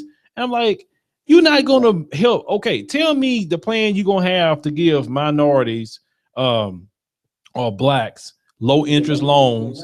Yeah, low interest loans for businesses. Tell me that plan, Hillary. Tell me that. You know, that's what I want to know. But they're not going to do that. You know, and then they support abortion, which kills, you know, has killed almost 20 million of our people. So how can I can't side with them on that. So yes, I will side with the Republicans all day long about the abortion issue due to the fact you're killing our people off.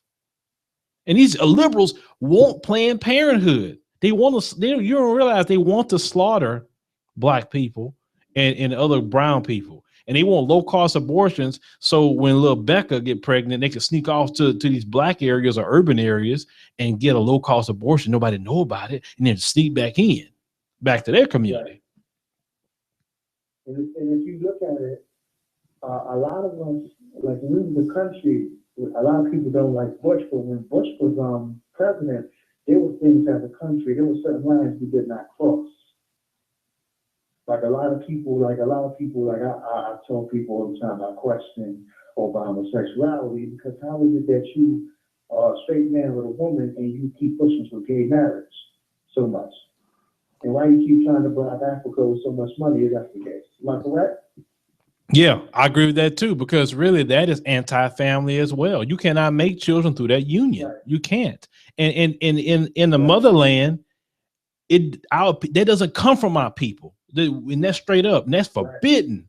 You better not do that over there. And they trying to put economic sanctions on different African nations because they won't accept it. Like, listen, we give you billions of dollars, just accept that, huh? It's not love, it's lust. It's unnatural. Yeah. That's how the natural order. Destruction to our people. Anything that's a destruction to our people, because pretty much they use Black people to push the homosexual agenda. If you look at all this hip hop and a lot of these shows, how they promote it, it's the truth. You know why, right? But do you know why? Do you know why they need for Black people to push it? Because we appreciate everything. That's right. We are the author and finisher of culture in this nation. And if the Black man and Black woman make it cool, then it's good. Now, it don't matter how much white folks accept it. They can accept it all day long. But we notice they say Black. They say Blacks are so homophobic. Blacks are this, Blacks are that.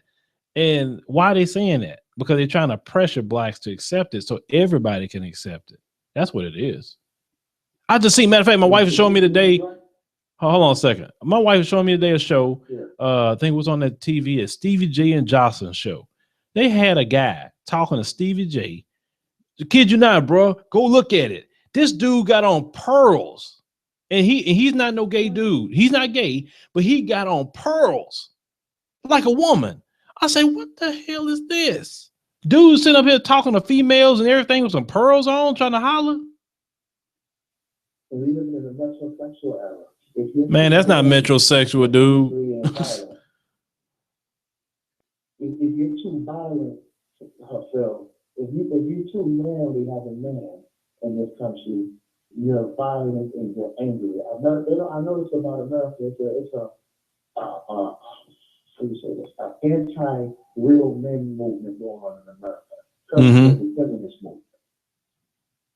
And then feminist movement also is killing the black community, because you notice that all women say it's predominantly, but it's predominantly black women who are mostly single, who go around with the attitude, the ideology, I don't need a man. But you got to understand, they was indoctrinated with that as well. It's social engineering. It's social engineering. And so not the slavery. No. We talking about modern times. It was social engineering to say, you know, hey, you don't need a man. Just like when the welfare came in, that's why I'm against it. Or you can't have a man in the house to get welfare. So the black man has to go out with that, you know, and just even the feminist movement in itself. It's once again, when I go back to, if you have the attitude, stay out of our family business, we wouldn't have this issue. We really wouldn't, because we'll keep those outside voices out. They spit in the ear of a lot of our sisters. And unfortunately they took it. And now they're seeing cases like with that Daniel Holtzclaw case, or that cop rape all them black women. Where's all these feminist groups at? They say they love and support you so much. They're nowhere to be found. They don't. You're right. They're not for. And I had that Woolly Bumblebee, Christina, when she was on my show, she said it. Feminists only care about middle class white women only. Nobody else. They don't care about black women. I stopped talking to a young lady one time because I got on her hard. Because if you're going on all these vacations, buying $1,000 shoes and stuff, but you living in the process. He said, I saved my money and we live off the system. I said, you're fitting every stereotype of us as people in a general. The niggas who are predominantly black people on welfare, where if you do the research, it's mostly white people. And not to sound biased or racist, but it's Jewish people that's on there. On what? On welfare. Well, I don't know. I don't know really people's faith, but I know 40% of those recipients are what they would consider Caucasian. I think we represent 26, 27% of welfare recipients as blacks. So we aren't the most on welfare. What about it? Well, 13% of the country, but it's only 40% is white, and you said 26% is black people. You said that's on welfare.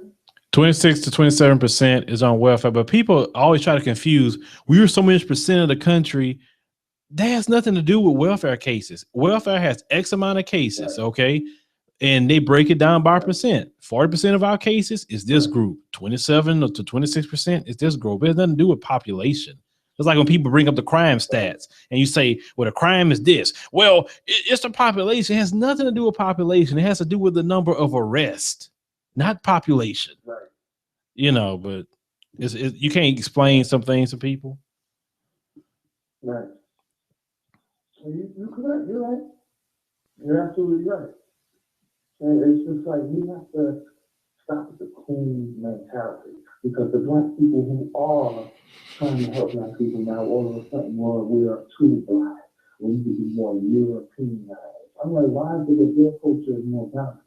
And to me, if you look at the history, to me, I think European, I'm not going to say white people because not all of them are like that, but people, most people, now I ain't going to say most, I ain't going to sound like Jesse the Peterson, but some of them are like angry stepchildren. They're known for taking over and enslaving and killing off people.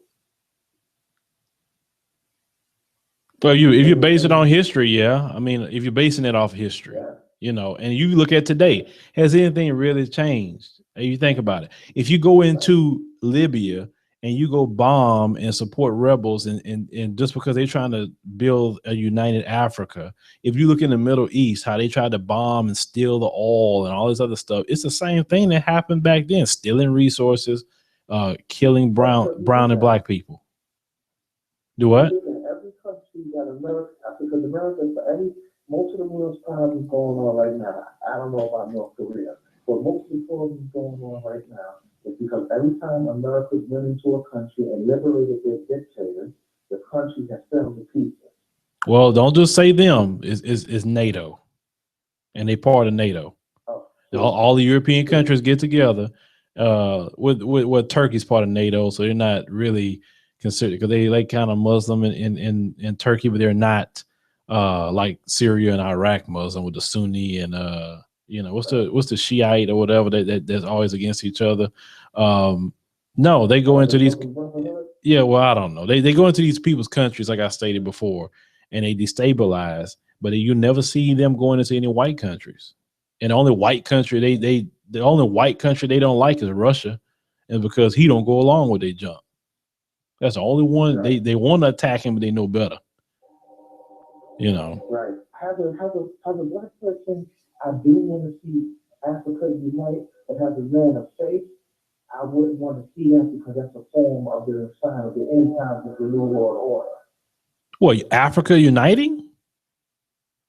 Because Africa uniting, and then all the countries in the world will unite, and that's one of the signs of the end times is the New World Order, or one world government.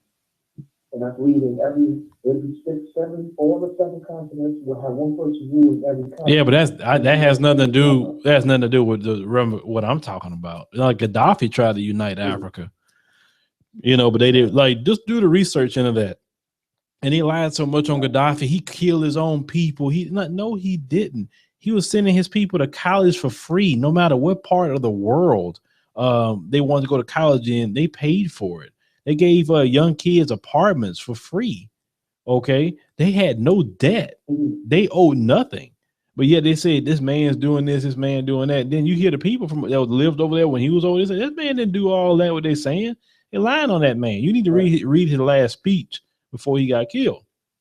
And then the picture that's chilling for me with that man is that Obama shook his hand.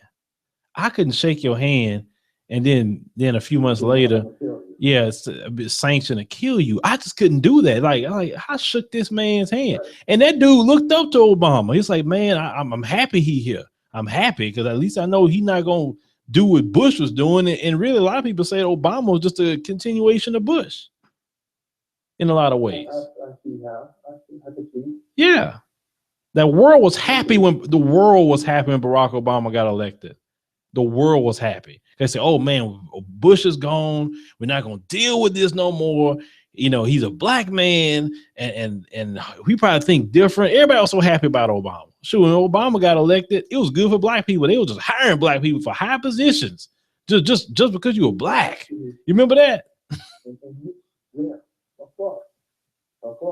And actually, another reason, being from New York, when Barack Obama got in office, the first month that Barack Obama got in office, on the negative side, the FBI was involved in New York City because hate crime spiked in certain parts of New York.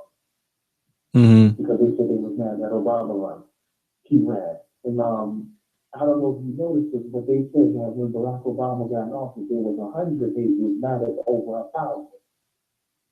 And now that black people, we're unemployed more, and not only are we unemployed more, we're unemployed longer.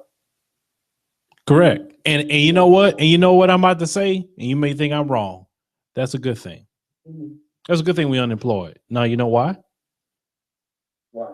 Because it will force us, because unfortunately for black people, I noticed they have to be forced to do certain things. I don't know why somebody calling me now. Maybe they forced, they can start creating more businesses to realize that, wait a minute, I may not have a job with these folks. So let's go ahead and try to start some sort of business. Because we got to do something. I mean, because my thing is, if you're sitting there waiting on these people, you're going to be waiting forever. Why don't we create our own businesses and then hire our brothers and sisters? That's what we have to. But also we have to support our businesses too. We got to support it. Just like if you get bad customer service in a black business, that some of them may say, well, see, that's why I don't want to go to black. That's why I don't go to black people stuff. But you never hear no other. Huh? Yeah, and that's so wrong. But you don't hear when no other group of people have bad customer service. They say, see, that's why I don't go to Mexican businesses no more. That's why I don't go to Asian businesses. That's why I don't go to white owned businesses because they gave me bad customer service. No, they don't. They go complain and then they go right back. And see, we have to. That's that slave mindset. You know, whatever master do, his is better. So we not gonna just deal with the black people, and that's why our businesses don't last. Right. Dr. Boyce Watkins said that have black people, he said black and Hispanic, or mainly black, we have to stop becoming solely dependent on one stream of income. Because that income stops, we only going to be stabilized for what? 3 months, 3 months at the most? Then we fall on it. We got cut back. We got downside and everything. He said we need to own more businesses. We got to have a side business. He said the world is too big not to have I'm not going to say side hustle, but side business. Something we do on the side to make a stream of income. Mm-hmm. In case something happens, we got something to fall back on. And I, for one, actually agree with that. I agree with that. Yeah, it's called not putting your eggs all in one basket. That's what it's called. Because I'm gonna tell you the biggest financial problem with a lot of people in this country, and that's why I love Dr. Boyce Watkins. When me and him talked, it was like just great, you know. And that's why I say me and him want to do another video together about finance because so many things people don't know. If you only have one job, you're only one paycheck away from poverty. You really is, because they fire you and you can't find anything. Then what you gonna do then? But if you had, like, let's say you had a job and you was building a business at the same time, you got a couple investments here, you know, you got some savings over here. If these folks let you go, well, shoot, okay, I got my investments, I got some savings, I got this little income from my business. Well, maybe I go hard in the paint on this business now. Maybe God fixed it where he want me to do my business. I wouldn't have left the job unless I was forced to. And you never know how much money you would make. You get what I'm saying? Correct. Right. I tell people this. When it comes to business, and I'm telling you from experience, okay? If you go and create your business name, go to your local county, get you a DBA, okay? Once you sign the paperwork with the county, it don't cost that much. It probably costs less than $20 to get a DBA. You get your DBA doing business as, then go straight to the bank with your paperwork and go open up a business account. You don't know how that's going to make you feel just doing those two actions. You get what I'm saying? And how much it's going to motivate you to do, you know, for your own business. And then when it comes to business, you're going to work harder for yourself than you're going to work hard for those folks. Because you know it's for you and your family. The reason why I can say not most, but some black businesses fail, most businesses in general, not even just black businesses. The reason why most black businesses fail, from my people's perspective, is because some of them get that mentality that we don't have to work as hard because we don't work for nobody. And in actuality, you have to work twice as hard. Correct.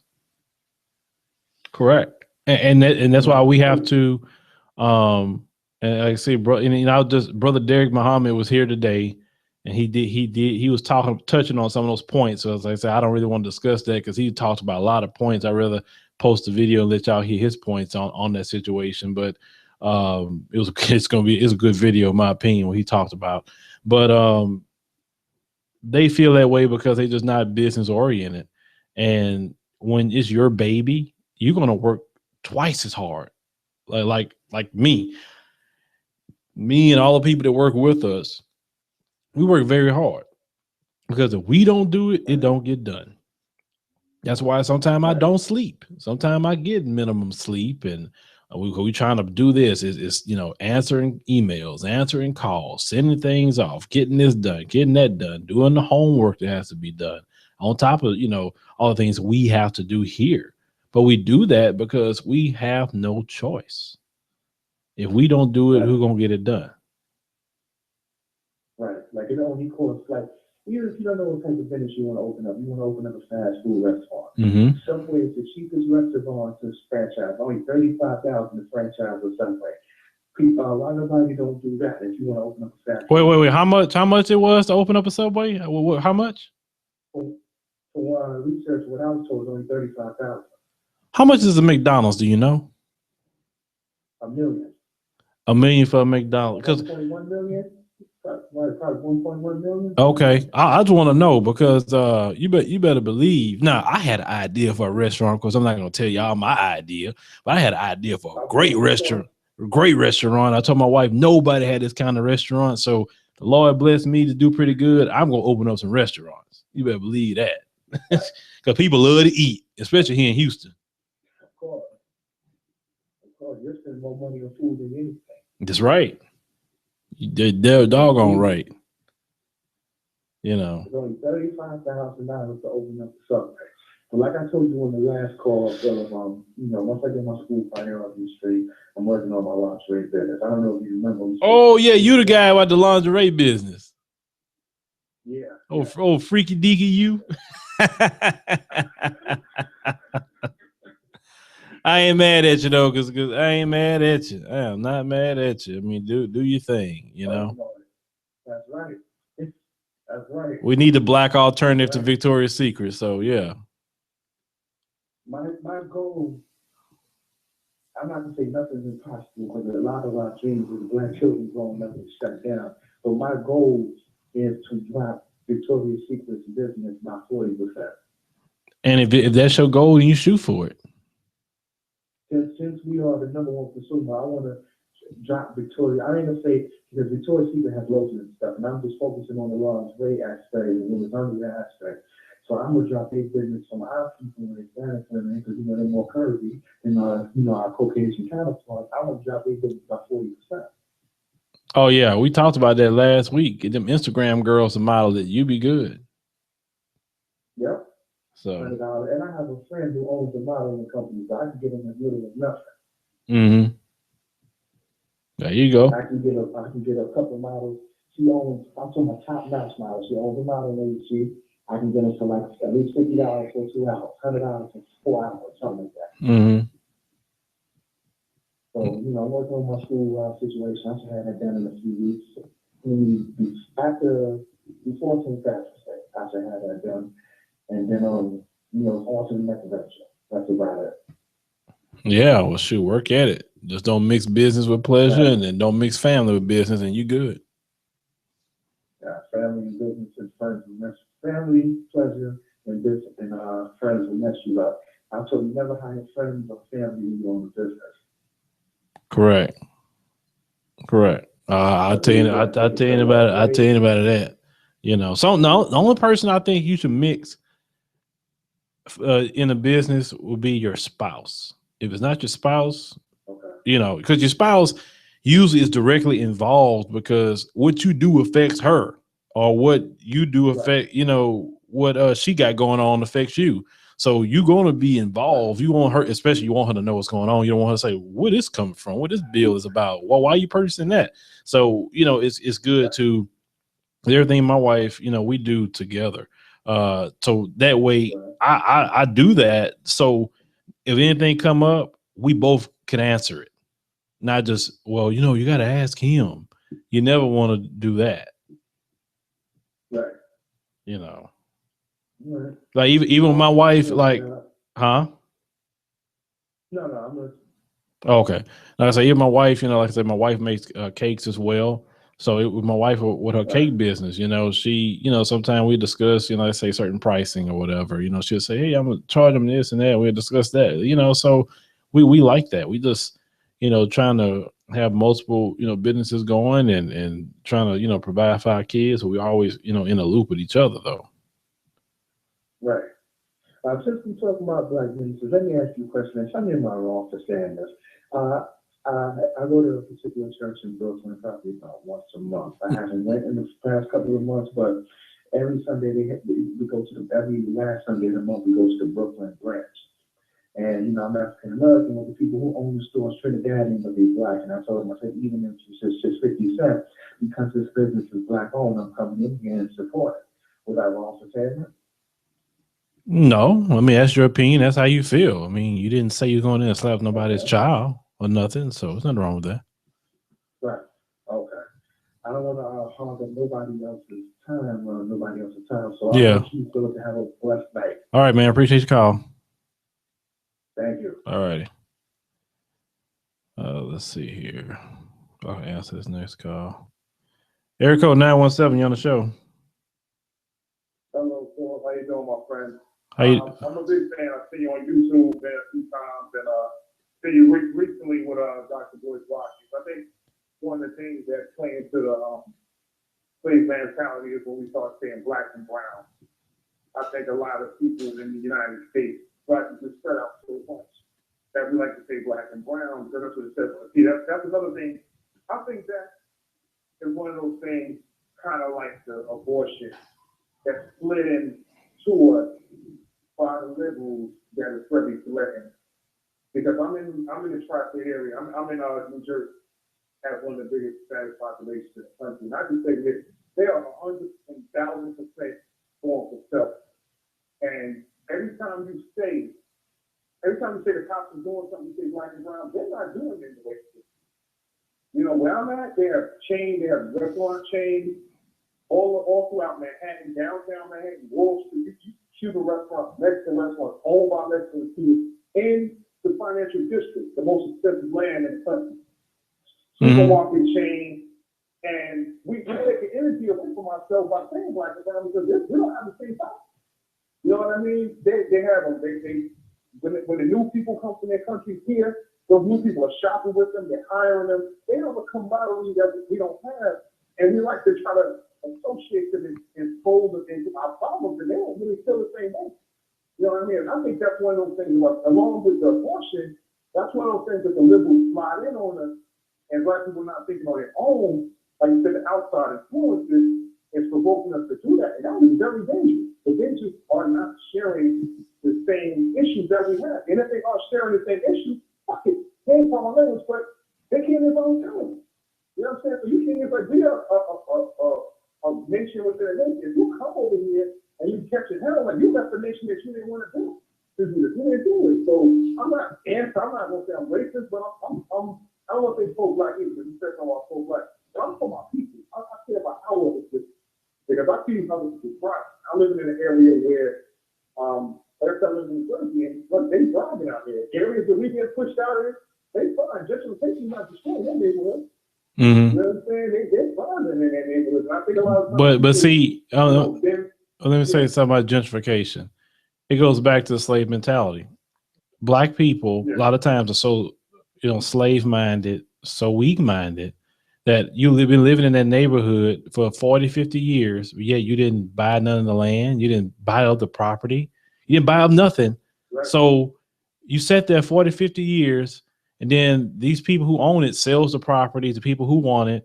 And if they want to gentrify the area, really, at the end of the day, let's be realistic. Who fault is that? We could, because I tell people that we have to accept some responsibility for ourselves. We have to, because we can't fix anything by saying they're gentrifying us. Look what they're doing to us. And we perpetually whining, because it sounds like we're whining because we don't do nothing about it. That's why I say whining. We're whining. The white man doing us this, the Mexicans is coming in, the Asians is coming in, and yet we got a $1.1 trillion buying power. Yeah, that's why me and Boyce did the video about why blacks will benefit from the $1.1 trillion buying power. But all those blacks in those black neighborhoods that have been there for years, you'll give money to Jordan, and you'll give money to the hairdresser and the hair weave and the clothes and the cars, and you give money to everybody, the movie tickets and all this other stuff. Instead of saying, you know what, this is our neighborhood, let's buy up all this land, all these properties, and that way it's ours. That way no one can run us out of here. Yeah. I just wanted to say that black and brown thing. I think throughout history, we have always had new immigrant groups that came in, and we tried to side with them. And they had Jews at one point, or the Irish at one point. That time, all the people started from the bottom, got this shit going, and moved forward. And then they turn around and shoot us in the back of the head at the top. So this is just, we don't have. I mean, I understand. I understand what you're saying, because prior to the civil rights movement, yes, Italians, Ashkenazi Jews, you have the Irish, etc. Yes, they were treated just like blacks. But after the civil rights movement, they was passed out honorary white cards, and after they got their white card, they forgot, and they said, "Shoot, forget them black people. You know, we ain't being treated like them." Yeah. But also at the same time, they helped each other out. They established their communities. once they got their freedom. We had the same opportunity to establish our stuff just as much they had the same opportunity. We had to be real with the situation. But we as black people, because we're so slave minded, as long as we get it from the white man, you know, it's fine. Mm-hmm. We don't want to do for self. That's what we get. No, we don't want to do for self. A lot of times people get like this is a hard time. You know what I mean? I'm like, yo, you give your money to everybody else with pride. You know, you have no problem with giving your money to everybody else. Like I'm making my business trying to support something like excuses in some way, form, or fashion once a month. I don't get to do it as much as I want to, but I at least do it once a month. You know what I mean? I think that's something that we have to start getting into. And at least there's a lot of groups out there. I've seen a lot of little black networking things. Well, not networking. There's like black buying circles and black buying things like business networks, stuff like that you can get involved with. That we have to start looking into, and they're not really getting the traction they deserve. So, you know, I think that we get pushed into, oh, if you shop that, if you just want to shop with your own, you know, we get almost shamed, like black and brown, or you shouldn't just, why you only want to shop with black businesses? Why you only want to have black agents? Isn't that racist? And we don't want to get shit. That's the slave mentality. When we get shamed into things that are just not in our best interest, like you said earlier with the abortion, it's like all these different things we get shamed into, and it's the general population. You know, it's coming to these areas like I said, I'm on the East Coast. It's coming. All these other groups, they're coming to take the land. You look at Flint, Michigan, you look at Detroit, and all that, they're coming to take you out. But if it ain't at you yet, it's coming. You know, I got this is always, I mean, we wait for okay. Like the 11th hour and they get shot down. Okay. You say they're coming. They may be coming, but at the same time, my brother, we got to take responsibility for our slave mentality. I'm not disagreeing with you. And I'm not disagreeing. yeah, we have to do for self. Yeah, no, we have to do for self. That's what I'm saying. Like, we have to take our mind off of the things that the outside influence. That's what the main part. Like you were saying, the outside influence. I'm not saying to be fearful or to be scared. I'm just using that as an example. That's another outside influence that we get shamed into. We got to take our mind out of it. You know, that's one thing I think the civil rights people brought in, that concept of outside being relevant. You know, our older generations, where they knew, you know, sometimes when I look at Jim Crow and all these fancy times we went through, we knew who the enemy was. We knew what enemy forces were. Like, we lost that. You know what I mean? And I'm not saying we ain't got to do this. So we definitely have to. That's the number one thing we can do for stuff. But stop letting people shame you out of doing what's in your best.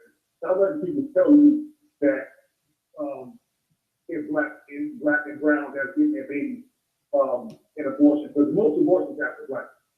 You know what I'm saying? I see these other people, they got their stolen, they walking down the street, free for a damn kid. I don't see them having abortions at the same place.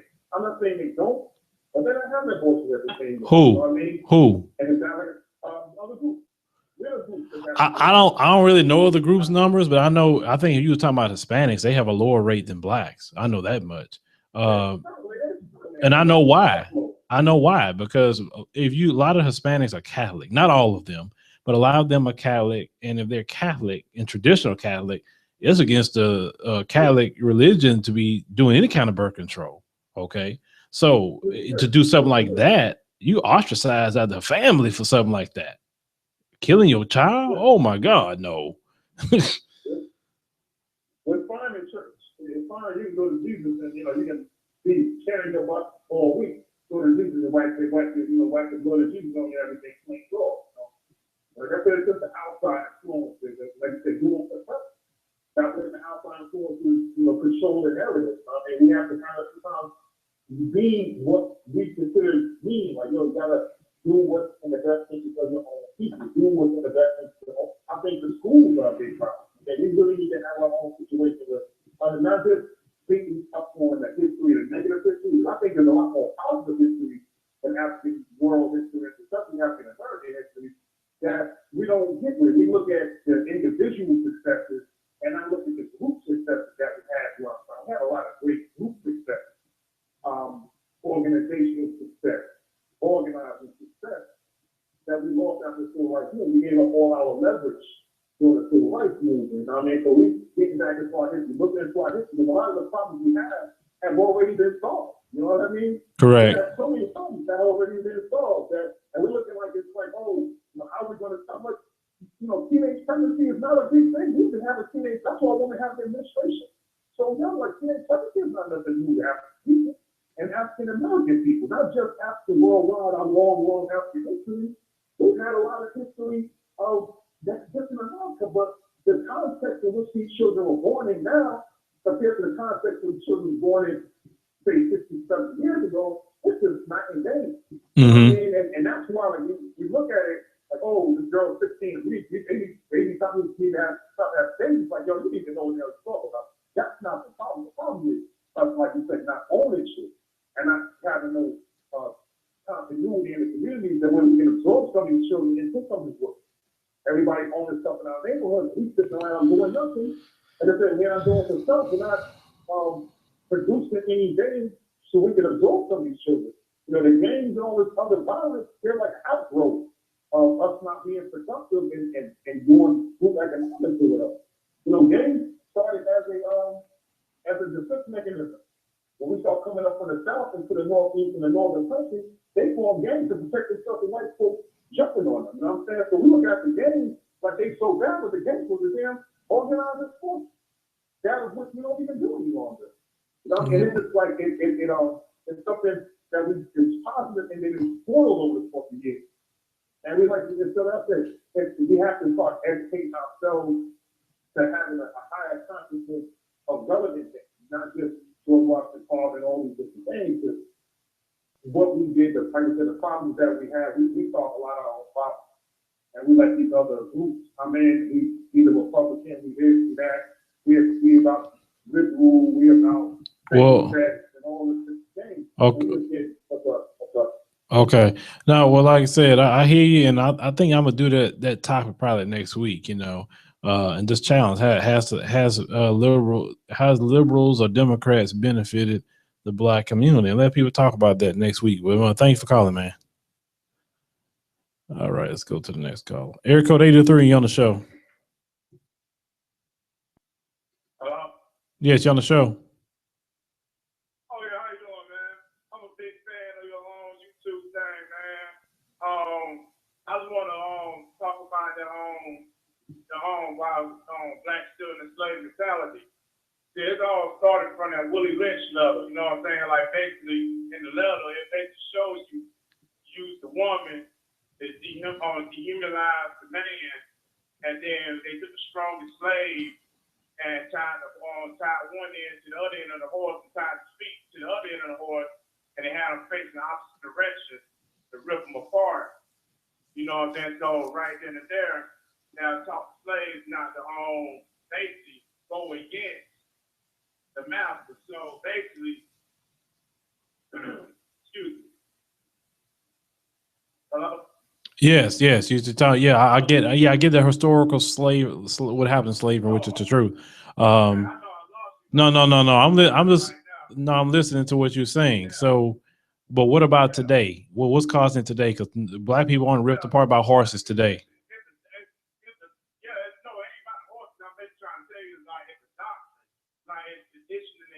So basically, like when you see a lot of Black males getting locked up, shot down, and taking away the Black males out the household. So the black male can teach the child to be brought up in the society. So now you got men dressing like women, effeminizing themselves, and then wearing like dresses and stuff like that. So now the male today is effeminized. Just like when Steve Harvey, I was in the Steve Harvey show, through his little radio thing, he was saying that he don't care about slavery.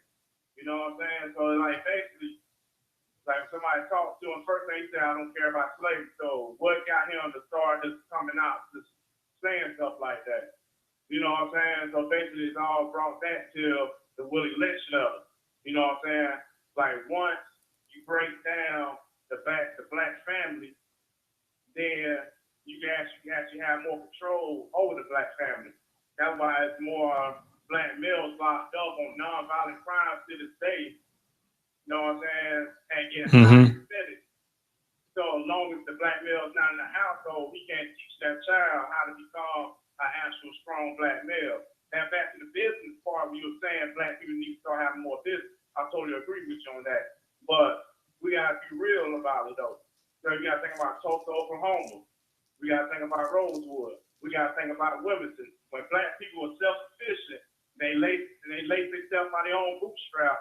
What they came to do, the government itself, the KKK came there and destroyed their own business. Memphis, Tennessee, same thing. So I mean, the black people actually did try to do something, they took it away from them. And I was looking at the interview with you and Dr. Boyce Watkins did. You know what I'm saying? And y'all was talking about, you know, the value of American dollar and stuff, and how I can actually bring back to the community and help out the black community, which is right about that. But they don't want that. See, like black, I mean, like it's to the point, like black people lost hope. You know what I'm saying? And stuff like that. So they basically just that's why people like myself, you know, people like myself and others try to speak to you guys and challenge you guys so you guys can get hope and get motivated to do for yourself. And because I understand some people that lost hope, but trust me, I get it. That's why I speak the way I speak at times, you know, to black people. Because I know what I'm doing. Sometimes I'm trying to genuinely get you bothered and upset what I'm saying, because usually that garners a response and makes you think a little bit. You get what I'm saying? So it's more so like say in love, what I'm trying to do and trying to tell a lot of you guys. It's so much more I want to do, and it frustrates me because, you know, at times I'm limited, you know, what I can do due to finance at times. Because, you know, these folks, they got unlimited finance, what they trying to do, but when we trying to do it, you know, we have to jump through hoops to get certain finance. So, you know, but you see sometimes some of our people sit there and celebrate and support things that's actually detrimental to the community or won't help them. Like the next pair of Jordans is not going to help your community. You know, it's not. I wish all the black people in America would take that Jordan money and let's just put it in one of the black owned banks. Let's give out low interest loans to people who start businesses. I mean, that would be astronomical to help black people. You know, those who got serious business, not.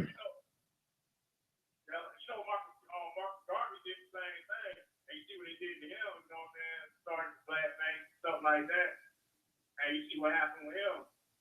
And like, I was looking at the whole thing you were talking about with the Dr. King situation, about how you were saying his dream turned to a nightmare. And you know, Dr. King like pretty much woke up and he realized nothing ain't gonna change. So basically, he was fighting for basically economics, like, hey, we need some money so we get our people out of these situations. So they had to get rid of them. So they ain't want black people to get out of the situation. You know what I'm saying? That's the whole purpose of keeping black people down. Just like the crack epidemic hit in 1980. Tore the black families apart, ripped them apart. You know what I'm saying? That was the plan. You know what I'm saying? And America was behind it all the way. And you know what I'm saying? They allowed the Italians to ship the dope into the black community. They allowed them to deal, and anybody that try to go against it, they'll lock them up. That's why you see like Black Panthers was getting locked up for no reason, because they were trying to get rid of the dealers. But once they get locked up the Panthers, they get the dealer, they put the dealer right back in that community. So they just trying to destroy the values of the black family. And that's pretty much how I was trying to like break it down like that. Okay, man. Stuff like that. But other than that, though, excuse me, man. But that's pretty much. Let's see. That's pretty much it for right now. How long you gonna be on air right now? I don't. Well, I mean, on the stream it says 37 minutes, but I don't know how long I'm gonna go because, like I said, I'm actually getting tired. I still got some more editing to do, and I still got to edit the video Brother Derek Muhammad shot today, and I got to get that uploaded too. So there's a lot of editing to do, but we'll keep trucking along as long as possible. Well, all right, man. Appreciate your call. All right. All right. Let's see here. I'm looking at everybody right now. I'm just kind of glancing. Everybody talking about all kind of stuff in that chat room.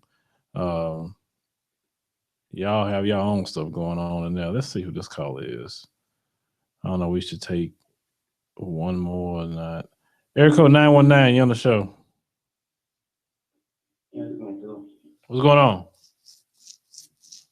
Yeah, I don't know if you remember me. I called in about what used to call them down a little bit, but wow, it's been a while since I called in. But I just want to say, for your topic,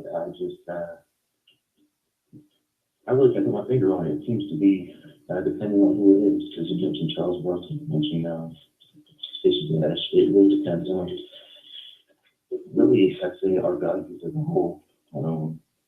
I think me in particular tend to value stuff a lot more than people in our community, and it shows in those regards. If that makes sense. Okay. Well, what do you think about the topic itself? About with some black people still have a slave mentality. I mean, you know somebody like that or had some experience with that? To be honest, I haven't seen it too much because I really haven't lived long enough. I'm 18 right now, but I would say in schools you did have sometimes the people that wouldn't talk to you just because either they felt that okay, yeah, they felt it wasn't in their best interest because it would make them feel a certain way around people of different communities. Or thought that it was really good school points, I guess, with people who they felt had more power in certain situations. I guess that kind of translates to the larger world, corporate world, which is what you've been saying for a while. But yeah, that's really what I have to say. That's the topic. Okay. All right, man. Well, shoot, that's your opinion. Because, like I said, we were just trying to go through these last few callers. But thank you for calling, man. I appreciate it. Well, thank you. Appreciate you, man. All right, man. Yeah, Okay. we can press a button. There we go. All right, guys. Well, y'all talking about Windows 7 and milk and chicken, Mr. Muse. What are y'all talking about? Oh boy, y'all talking about hotel hustlers and all kind of stuff in this chat room. Why y'all brought up hotel hustlers? What's going on with that? Nah, that dude that talk about hotel hustlers. Yeah, I kind of see the one of the names you put on there. Yeah, because I seen the dude Instagram the other day, and that dude that flipped the script for real. That dude, the one you named right here. Jesus Christ, he taking pictures with Kylie Jenner now. He done went all Hollywood on y'all.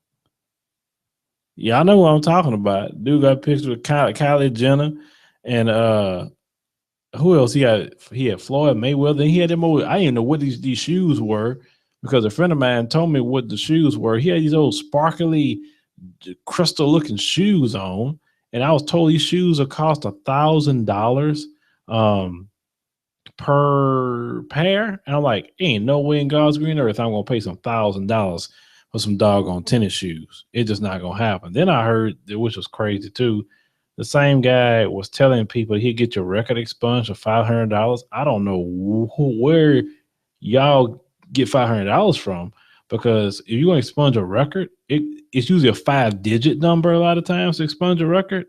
And then it depends on what kind of case you have. You can't expunge a federal case. It's like a 0.1% chance you could expunge that. Maybe state cases you can do that with. But I heard dude just taking people money and not giving DVDs and all kind of other stuff. And I heard, so the person that let me know that information, they said, yeah, you was right when you said last year about hotel hustlers. I say, shoot, I just call it like I see it. You get what I'm saying? Yeah. He cashed out on y'all for real. He cashed out. He definitely cashed out. And but see, this is the thing. I saw a dude, I think he had like 4, he said he had 4 wives. And then these same 4 wives I saw on Instagram, they were looking like straight thoughts. But then you look at the past photos, they were looking like back to Africa hotel chicks. You know what I'm saying? Like, I don't, like I said, this is what I feel bad about. And it's not about the dude. Black people like that, they make it hard for the black people who's trying to do good, the black people who may need the support to do good, because black people, like, we go back to the black owned businesses thing that we was talking about. You have the attitude like, well, this black owned businesses, they had bad customer service. That's why I don't support black owned businesses. So you have this one guy, or a few people do what the guy did with the twinkle toe shoes. And you say, see, that's why I don't support black people that's trying to help the community. And you have a brother or sister that's trying, need your help, and now you won't do it because of what that cat did. You know, now if that cat, and then what I heard the dude did, y'all know what I'm talking about, homeboy, because that's a dude driving a Bentley out there now, all the way Hollywood. Like, so I got some connections out there in LA to know what's going on, right? So, yeah. Then I heard dude is going in on his supporters saying about they broke. I'm like, but let me tell you something about that too.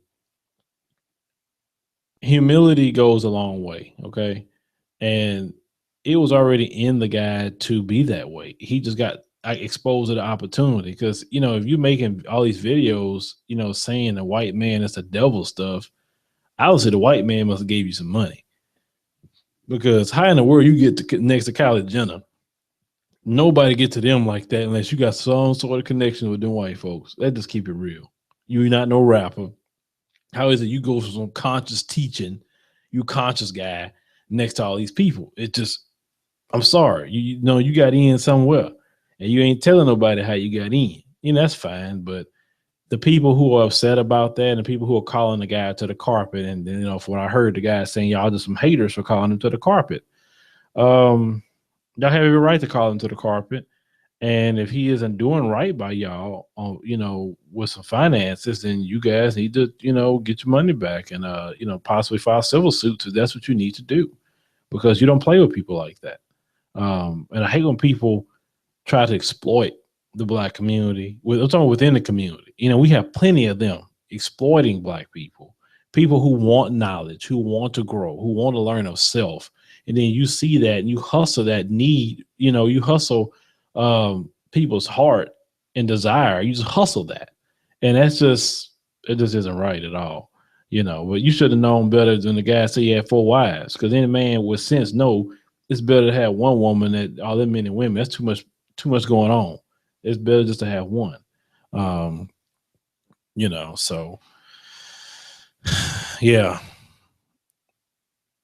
But you know what's going on, brother, on that situation. He say a fifth wife. Man, that dude crazy. Y'all following somebody like that? See, I didn't know much about dude. I didn't know much about that dude. And that you were mentioning, I didn't follow him like that, because I got my limits too. Now I'm for the people. But when you start getting too far into it, like, all right, man, come on, bro. Let's really back in. Live in the real world, man. Come on. When you start doing too much of that back to Africa, stuff that it don't even make sense, you're putting on. I mean, I love history. I love the people. I love all that. Don't get me wrong. But I'm realistic too when it comes to everything. And every time I see them dudes be like that, a lot of them, it's usually something going on they get caught up in at the end of the day, So who am I talking about? Well, the guy mentioned a dude named Brother Polite. That's what I'm talking about. And he you can go to his Instagram page. Everything I was saying about him, go to his Instagram page. That's, and the reason why I'm mentioning him, like I said, I won't mention people unless I feel they have some sort of influence. And he's had a lot of influence, and people ain't saying a lot of good things about it. But go to his Instagram page right now, Brother Polite, and you will see on his head, they say he wrote 90 books. Just look at the pictures of what he have and ask, is that a back to Africa hotel type to be having these kind of pictures? It's usually not, from at least from what I know, but it is what it is. Any of y'all went to his Instagram that's in the chat room, so y'all can see what I'm talking about?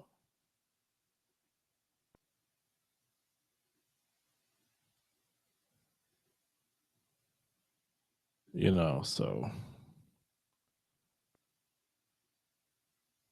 yeah, they just like I said, hustling straight for real. It's straight up hustling, you know. But y'all got mad at me when I talk about hotel hustlers, though. You know, you want to tell me you're a coon. Like, hey, I ain't got that in my body, a coon bone. But I just call it like it is. And some black people don't like their heroes talked about. And when I talk about you, it's not a guise of hate. I don't hate you, but I'm saying, like, brother, you need to check yourself. You need to reel it in, you know, because what you're doing to the people is wrong.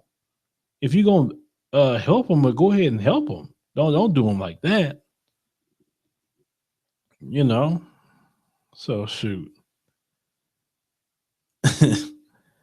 Oh boy, interview about that another shooting. What? I don't know, man. People getting shot all the time. You have to tell me a little bit more about that. Um, but anyway, guys, we got about a few minutes left. This is what we're gonna do because I need to get along. Like, who is Phil talking about? I am talking about that dude, Brother Polite. You know who that I'm talking about? Amy. That's what I was talking about. That dude right there. What? His teacher in jail for child molestation? Ooh, that ain't good. That ain't good at all. Wow. I don't know, man. Like I said, I don't follow everybody like that because you know people I listen to or whatever. It's usually people I can say they solidified. You never heard nothing bad about them, you know. So I just don't. I ain't into all that. So anyway, guys, I'm gonna go ahead on and yeah, what's up? Axum Media. See you on there.